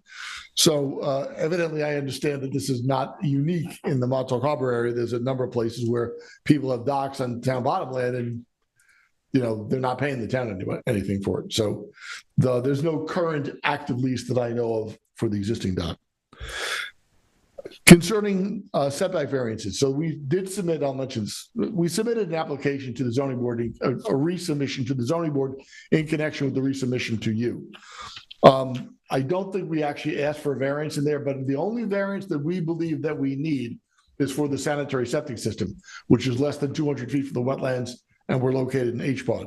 All of the other proposed buildings and structures are water-dependent uses in our belief. That's our position. Whether that's the restroom building or obviously the bait, the freezer and the bait, refrigerator, those are water-dependent. And if you're water-dependent use, there's no required setback from wetlands. Sanitary calculations are not necessarily required to include the office above the restroom building. That is factored in. The health department has as mentioned in the planning department memo, the health department has a sewage flow allotment or allowance for marinas. Now it's based upon the number of slips, but it presumes that the marina has some facilities to go with it. At the moment, this is a no frills marina, and there isn't even an on-premises office. Should this property ever be sold, I mean, right now the Millers can own, they run it in conjunction with the nearby marina, but if it's a separate parcel of land, should it ever come into separate ownership, you obviously need to have some sort of administrative office. But our belief and our sanitary, more importantly, I guess our sanitary engineers' understanding is that the health department regulations already take that into account. In any event, as the planning department memo indicates, we're already within the health department allowances. We do not need any health department sewage flow variances. The septic system will be gravity fed. There are no proposed retaining walls or mounting. It will work according to the engineer designing it. This is the best location. Earlier in the process, The leaching field for the septic had been in the northwest corner of the property. We believe the current location is the best overall in terms of elevation and everything else to site the septic system. With all due respect, I think the planning department misread the test borings. There's a 5.4 foot, that's not the elevation of groundwater. You're not going to find 5.4 feet of elevation of a groundwater here. That was the depth, that was the elevation below ground level, depth below groundwater. In any event, it's all basically irrelevant.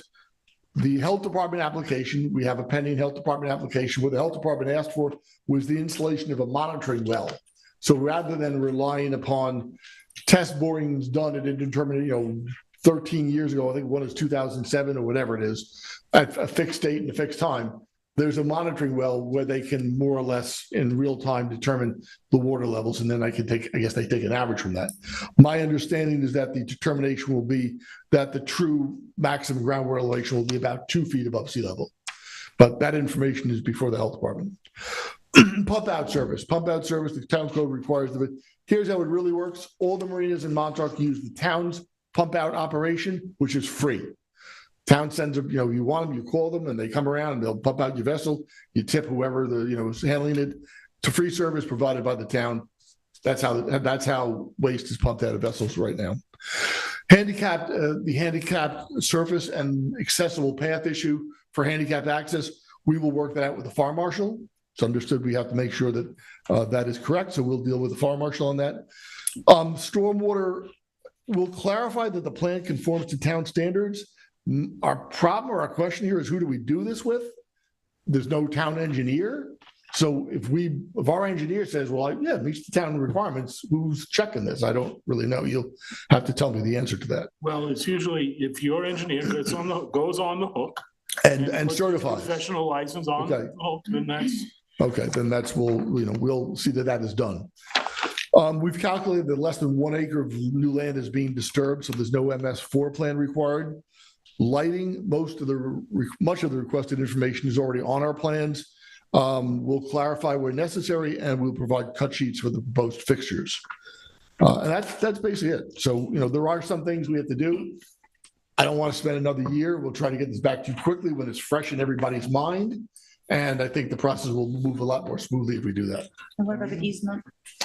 Well, we have reduced the size of the easement. I think the original easement also occupied part of the area where the septic leaching field is. And I think that was the main change. Could you show us where their other marina is up there? Yes. They are here. This is Westlake Marina. You'll see where the RS is. That's Westlake Marina. So they're nearby, that they near enough to cooperate. All right, Sharon, if you would. So to this point, they never had a bathroom facility there? Right. I mean, it's literally no frills. That's about the definition of Go ahead. No, I think Rick has answered a lot of my questions. The two big concerns that the planning department had were sort of my concerns as well. And which was the septic system. And they obviously have to go to the health department, so they're going to have to meet all of the requirements through them. And then the navigation. And so, I definitely agree that we need to send a letter, maybe a new letter to Tim Treadwell and just have him, look at it. He's one of the new heads, right? He was one of the new. He's now the head of the department. Yeah. This is the one that's in my file cabinet? the one that's addressed to you. Yeah, right, okay. So you have it. Is it classified? No, nothing. When it comes to this, there's nothing classified. I'm totally transparent. You are doubling the size of, the number of boats that are coming in. So I just, I don't know if it definitely just causes more pollution for the lake. So it just, I guess I'd love a narrative on that you're just turning people away, or there's not enough slips in the lake that you need to double the size of your marina. Explain that a little bit. And I think everything else is sort of, it's all kind of cleanup, the dock construction for the zoning board, you'll deal with that, the lease status. I don't really have a problem with the footprint of the new structure, because that's basically, the footprint's gonna be just like 450 square feet, right, or 400, and then just gonna go up 2 stories. I think that's fine.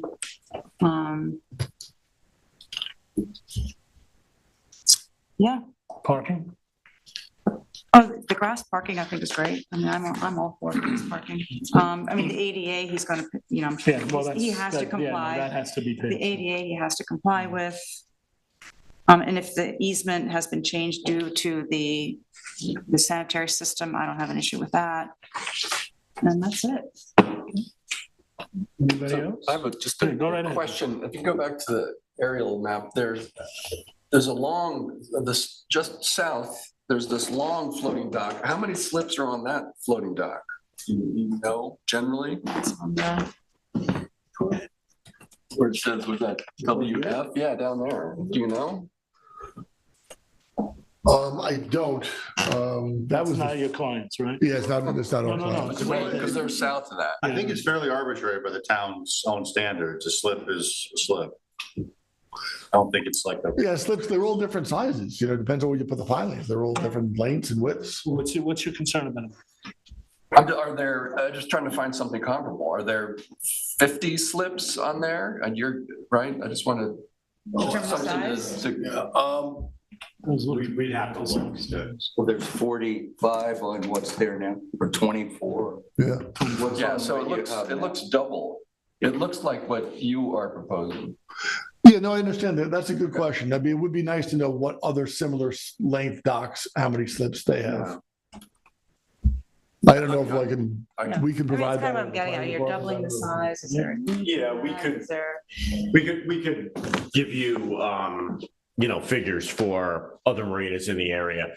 I think the concern wasn't, at least as refers to the length of the dock, the concern wasn't necessarily the number of slips, it was just the protrusion out into the channel. Hence contacting the harbor master. So I think I wasn't totally sure which property you were pointing at, but it looked like that one, most of the length of that dock was in their own bottom land. In fact, actually, if you look in the aerial here, you'll see, like, for example, the subject property, they own a bottom land lots here that are shown here. And then everything that you see outside of that is the town bottom land. So were you asking about this one? Yes. Okay. Diamond Cove, I think that is. You can see most of the length is actually under their bottom land. Only this little L-shaped portion is what protrudes out. So on Land's End right here, you can see the existing portion that protrudes out. It's comparable now, but the concern is just that they're, as Rick said, effectively doubling the number of boat slips. So there's going to be a further protrusion out into the channel. Though, again, I'd like to see what the harbor master said. Yeah. I will say that through the long history of this application, the harbor masters have consistently said that they didn't find an issue with navigation in Coonsfoot Cove, but well, we can get you more information on that. Do you know if either that RS piece or the vacant piece to the south, or either of those owned by the town? This is the town's. That RS piece is? Or Yeah, just this is like the town's. That's the boat ramp. The town's boat launch. But what about that? Town East The Hampton. one on the north side is owned by the town. Yeah. And the south? Sure. Doesn't say the town. So there's private ownership. There's probably not going to be another resort business in that one to the north, but there might be another. Oh, is that ours, the one that? This year? That's a condo or something with the town owned to. This is vacant here. Yeah. Right here? This looks I vacant. think that's scenic easement. Yeah, I actually don't know that property. There's a condo complex next. Yeah, where's the condo? There's an application in front of us. There's a condo complex on that side. Yeah. Which application, you know? Yeah, I don't remember the name. Dumpster issue. Oh, yeah. All right. I don't see condos here. I don't know. Yeah, I do remember. Condo complex there. I'm not So sure. it's Harvard Realty Corp. Yeah, what No, no, I year? guess the issue is, are they gonna have more? Oh, that's Lakeview condos. I think, Rick, Mr. Whalen, I think you're, Why? I didn't even realize. well, it's getting late and we do want to all wrap up. But Mr. Whalen, I think your client has information for you. The neighbor directly to our south is the condos. Yes. Yeah. That was an old What's the area. name? Sorry. I have a very low. I think the Clemios family. You can see it now. This is the Yeah, current it's here, aerial. it's here. Sorry. All right, okay, yes. Go back in time. Just look like vacant land. Yeah, but there was an issue with the parking, like, I think, shifting the. But yeah, I'm not sure how No, it doesn't relevant. matter. No, the only issue that's relevant is that, would that create more Yeah. boat traffic if that was to be developed All the as a marina marina? properties are now have marinas on them. Then, and there ain't gonna be no more, so. In terms of new marina. New marina, no, your client is, you've got a marina and you're doubling it. You're proposing. All right, now do we need to cover any other I ground? just have Yeah, okay, sorry, please, Luke, please. Yeah, I just want, I think it's kind of weird, that the town is not billing for the lease. Apparently, we're not the only ones. Yeah. And then what's even weirder is that, as you mentioned, they're expecting us to make a determination about the viability of extending the stock as to whether or not they would lease it, but they're not, but, we don't really, if they're depending on us and they're not charging for the lease payments, it just seems kind of weird that they're not taking any interest at all in this. And how are we supposed to, this harbor master letter looms larger to me because it's really up to him, because I don't have the expertise. How does that tie to whether the town is billing or not? Well, because they're depending on us as They're to tell depending on them the harbor whether master. or not it's viable for them to do this, to extend the dock. For the harbor The masters. harbor master, but we're depending on the harbor master to tell us, so that's why I'm saying that letter looms very large. I want to know whether or not this is a viable, feasible. I completely agree with you. The question I have is how does But the that, harbor master makes that decision. but how does that relate to whether the town is charging for the No, lot? it's It's a indirect. sort of sloppy attitude. Yeah, it's just like. Oh, well, in other words, it's a commentary on It's bureaucracy. just very. And bureaucracy managing bottleneck. Mind you, we wrote the planning board. And the other thing that I was confused about, so the memo says that, there was a test boring, sample done and it showed a 5-foot separation.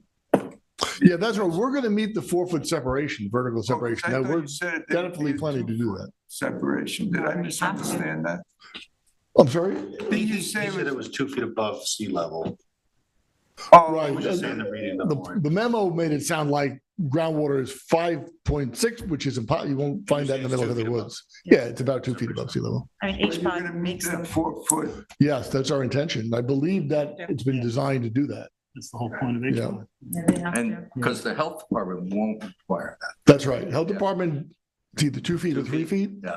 But no, our intention, remember, we have to submit an application to the zoning board.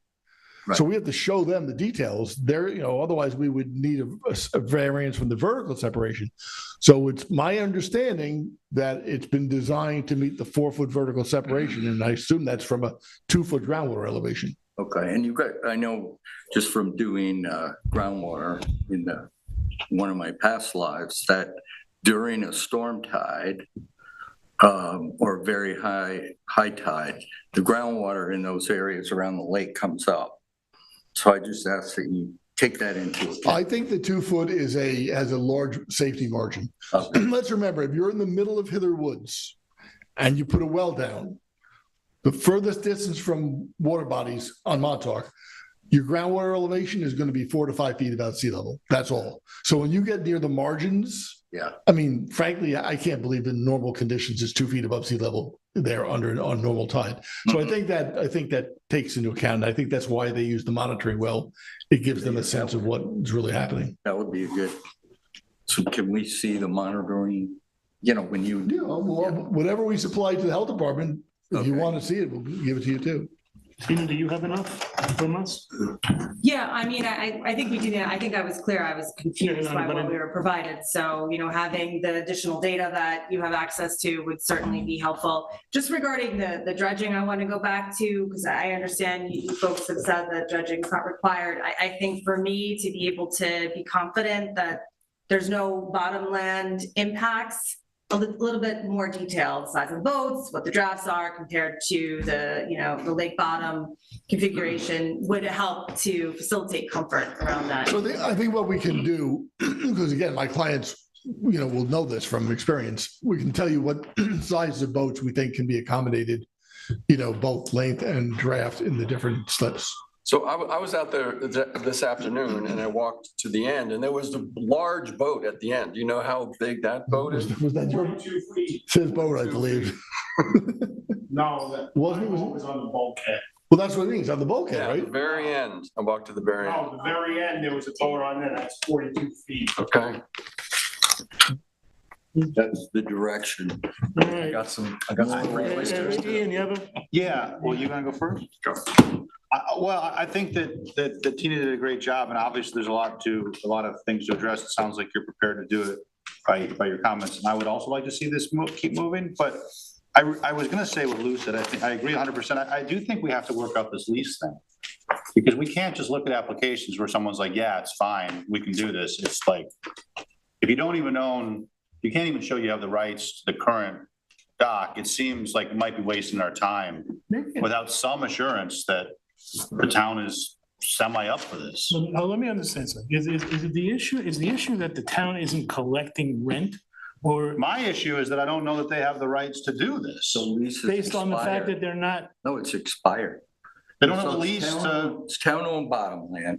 You have to lease where you're on the town Right. bottomland. So you have to have a lease and you have to pay your lease. well, normally you have to have the owner of And property it sign an expires, application. Sam. It expires. The town is the owner. is So it, how is we're it, going to try to work out the lease. I mean, I thought that was part of what you Well, said. I mean, 2013. Yeah, Yeah. well, when this started, and I didn't make the original contacts, but the idea was that the town board was amenable to granting an extended underwater lease, because there was an original lease for the existing dock. Where's that? Huh? Is that? That's expired. Well, that's, I'm just saying, I'm reiterating, I think what Lou was saying. Not counting the financial aspect, if I applied for a site plan on someone else's property, I'm like, yeah, it's fine. That wouldn't fly. Here's the catch-22. So first of all, we own some underwater land. Existing docks partly on the underwater land. So existing dock goes partly under the town's bottom land, under an expired lease. So if I propose my pool in a neighbor's Okay. property, I would need. So what would you like us to do? Get a lease from the town before the process goes forward? I want to know that the town is okay with this. I don't think you're lying to us. Right. But normally for like any kind of a site plan application, you need the owner's signature if you're a tenant. So if you're already out in town bottomland, that lease expired 10 years ago, and you want to go more than that on a fairly complicated application, it just seems like the order of ducks here might be mixed up. you know what, I think that this is a valid point. And now I understand. It's a valid point because what's the basis for their being there? Now, I can understand the basis is nobody's stopping them. They've been operating in whatever size and capacity they. Well, I think you're talking about the extension. You're talking about the extension No, of I'm the talking dock, about the right? existing, tell me if I have this wrong. The existing lease expired. Yeah. And they're still running the marina in the same place, using the same equipment with the, as they did when there was an existing Right. lease. And the only person or entity that could say, stop that, is the town. And the town has never said, stop that. Right. So I guess what we're getting at here is, let's make sure the town's on board with what you're doing now before we, the planning board, address the issue of whether you can do more. Did I get it? What they're saying. I guess I assumed in your commentary that you were going to be having that discussion with the town. Well, having that You made it seem- discussion, though, They're saying that before they go to the town and iron all that out. They want to know that we're cool. They want our okay on it. Right. And my point was, Catch 22.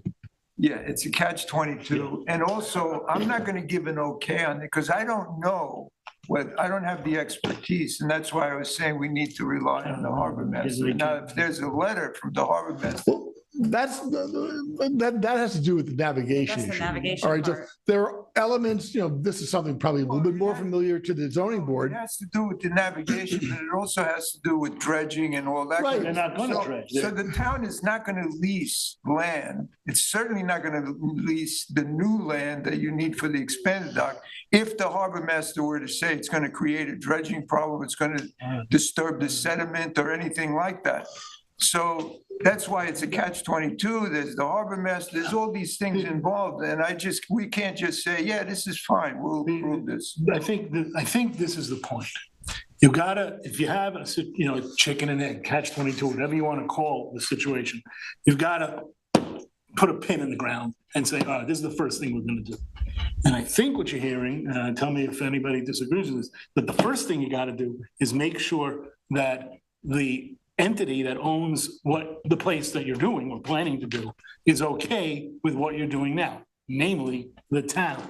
And go to the town, make sure that you're on, so to speak, solid ground with the town, that you can do what you're doing, that there's no existing objection, there's no, what have they been doing out there for 20 years or 10 years, however long it's been since the lease expired.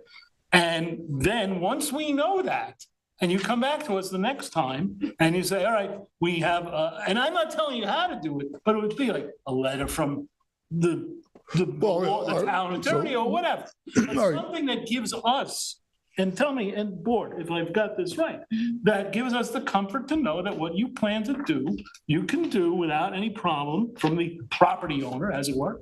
And then we'll go deal with all the other issues. All right, I know what you're asking. Let me just give you a little bit of background. Remember, this thing started 15 years ago. Whoever made the original contacts, the town board basically said, we have agencies that do the environmental review. So it's not just the navigation, it's the whole environmental review of a marina dock, the planning board and the zoning board. If those boards approve what you're doing, we're not going to have a problem. Well, can you give us a letter? Yeah, so now that leads me to your question, all right, so let's get a letter. Who do I get a letter from? The town board? Well, council, that's up to you. Who do you get a lease from? Something that's gonna give us. Because the town board, they have to, they have to not do it. Sign the lease. This isn't a ridiculous request. You're gonna get a lease from somebody. I mean, I'm a big fan of a letter that just says, no opinion, if you grant all the necessary things, we'll give you a lease. If I see that, then we're in business. Right now, we have I don't think you're lying to us. I don't have any problem with the application. Well, I'd like to get it too, because we could be wasting our time here too. if The town board doesn't give us a lease. Well, maybe, but you're operating without one right now. You're not wasting your time. What I would go further and say, I don't, from my view, all we need is something that says, no problem, go ahead. Whether it's what you're doing now. Comes from the town attorney or the. If you get approval from us and then go to the town board and said, see, here you go. Well, we go from you to the zoning board. Well, wherever you go. It's not a ridiculous concept. I understand. I have to figure out, I got to talk about, I got to figure out how. If there's a hardship, What do we get from the town? Because they're not going to give us a lease now, obviously. No, we're not saying it. I know, okay. They will give you a lease be for lead the agency? property you currently. Oh, they should give us a lease for the property that we're on, yeah. But that's not really the issue. The issue is the extension. Well, it exasperates the issue. Listen, if it was. I don't want to take any, I think I know, It is a 10. I know, I don't want to Much take any later more than we time. need to be here. All right, You might. I'll see what I can do on Yeah, this. just, Yeah. something with letterhead on it. If there's an objection or something, We're gonna talk to the town board. Sure. Okay. Come on. What, Well, no, it's up to the applicant's attorney. What? Is it okay? It's up, ask him. Yes, I have.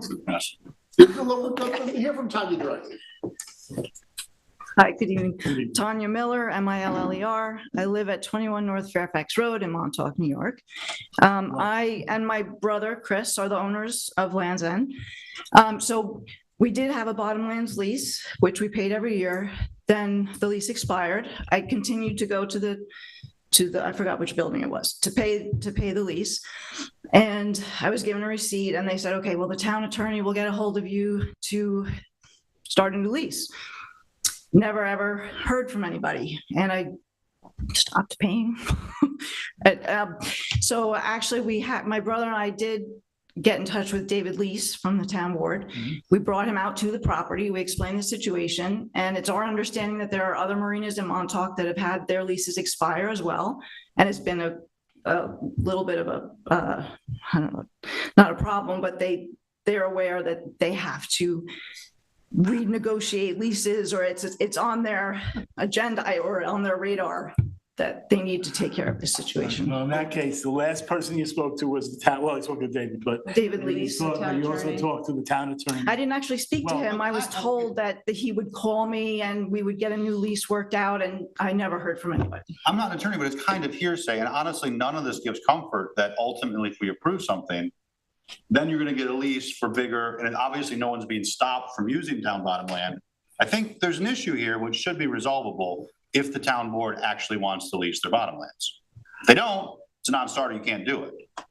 It's contingent upon your the zoning board's approval. Well, I guess, but not based on what But currently have. before us, I know the Just ZBA tell would us say. that, Just, and that's fine. They can just tell us We that. get a letter. If it's contingent on our approval, then at least we know that they're considering it. then we know that then we know that we're not out at sea, as it were. Yeah, I mean, this question came because the submission said discussions were ongoing with the town. So and then I asked the town attorney's office, they didn't, so we're talking to, you know, at least if there's some coordination, there could be some comfort. Well, and then there will All right, be, guys, will wait. be a lease. All right. You hear us? Now you know where we start, so, and where you start. All right, been a very long meeting. I appreciate everybody. Sorry, somebody had to be last. I always say that. Even on the nights that we go to 10 o'clock. The next meeting is on the 26th. We do not have a meeting next week. We have a meeting on 26th. It is going to involve, which one? No, that I know, but there's another one of the things that we covered tonight. Did you want to go through the questions on Lansing Marina? I'm sorry? Did you want to go through the I questions on thought we Lansing? pretty much had. I mean, Sharon. Sorry. All right, okay. Usually do. All right, okay. Should the applicant explain how the fort? I don't know that we can answer these questions Well, then we'll do- tonight, then can we? we'll- then we'll They're go. being- They're being worked on between planning and the applicant. Watch this. Should the applicant explain how the fourth slip reduction was achieved? Yes. They already did. Should the applicant provide the requested dock construction information regarding the number and location of pilings and materials? Yes. Should anybody say no, please, just raise your hand. Should the applicant provide additional detail to substantiate the conclusion that no dredging is required? Well, you indicated that, not indicated, you stated emphatically that there's not going to be. There's nothing, we're not dredging. So No, but it's a put it in narrative. writing. It's Tina's request for a narrative. I think that's a. They're gonna talk about which boats can go low and which boats can go high. So we need They already more answered that. detail than just. Next. And next, does the board wish to contact the harbor? Yes. Should the information pertaining to the status of the current lease and future? Yes. Are the placement and uses of proposed structures acceptable?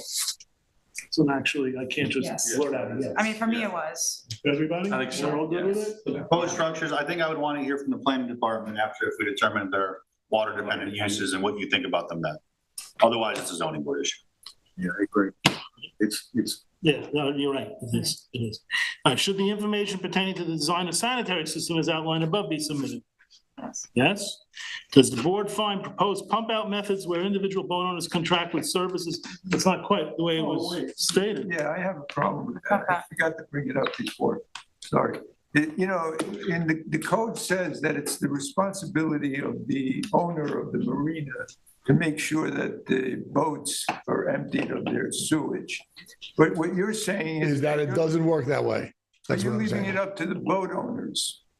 No, that's not what Don't it know about says. that. The town does it, right? No, I don't know who calls for the service, whether it's the boat owner or the marine owner, that I don't But the know. town has a pump Yeah, out no, but I service, thought right? you said, It sounds like there's a custom and method or a custom and usage Yeah. that has developed over time, right, which but there- probably needs to be explained more. We'll explain thoroughly. it. The boat, apparently the boat owners call the town pump That's out the idea. people We'll and they make it come. a condition of Ultimately. any approval. Alright. That Do is- do we, no, we can cover that ground. Does the board find the parking acceptable? We like it, yeah. Everyone, there you go, you got that. Does the board find the scenic conservation easement acceptable? To be determined. Quick question, Well, we didn't talk about clearing and the H5 clearing requirement. We didn't talk about clearing. There is a memo on file regarding the clearing of the property. I put the stats in.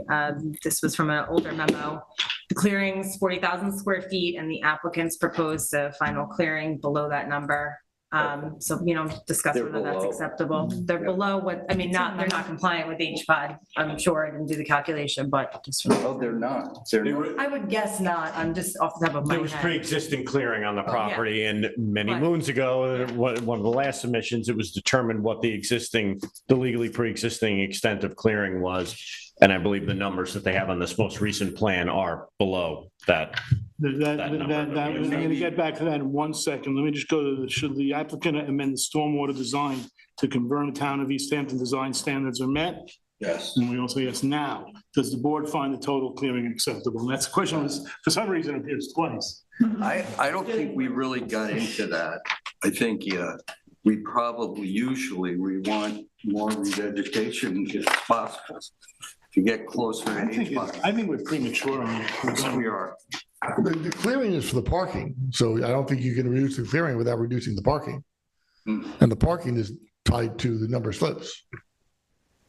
I think we have 2 more parking spaces than required. So, I mean. Right. I think if But you're the pre-existing, clearing- I'm probably okay with it, but at the The point. clearing is there because there's a lot of it's just not regulated parking. It's just a big, basically big dirt lot. There's nothing else, there's no other purpose, there's no other uses for. The house, the septic, and the parking, and the buildings are all with the buildings and structures are all within the parking area. Stark. But it looks like, don't you think there's some bare ground in there that could be planted? If there is, and we should be planting it, I would agree. If it's outside of a proposed structure, we should be revegetating it. I don't know if that's the case. So I don't know if we're ready to say it's. Yeah, I think, let's leave that open. And then the last one's a gimme. Should the applicant confirm that all the variances that are required? Like I was saying. Wow. No meeting next week, 2 weeks from now. What was the other thing that we have on? St. Peter's. St. Peter's, as if Wayne-Scott Commercial Center wasn't enough. Okay. Wayne-Scott is for sure. Wayne-Scott is very much on, right? We're not sure. No? Not 90%. Oh, I thought it was. Yeah, I mean, as usual, the agenda will be finalized the week before the meeting.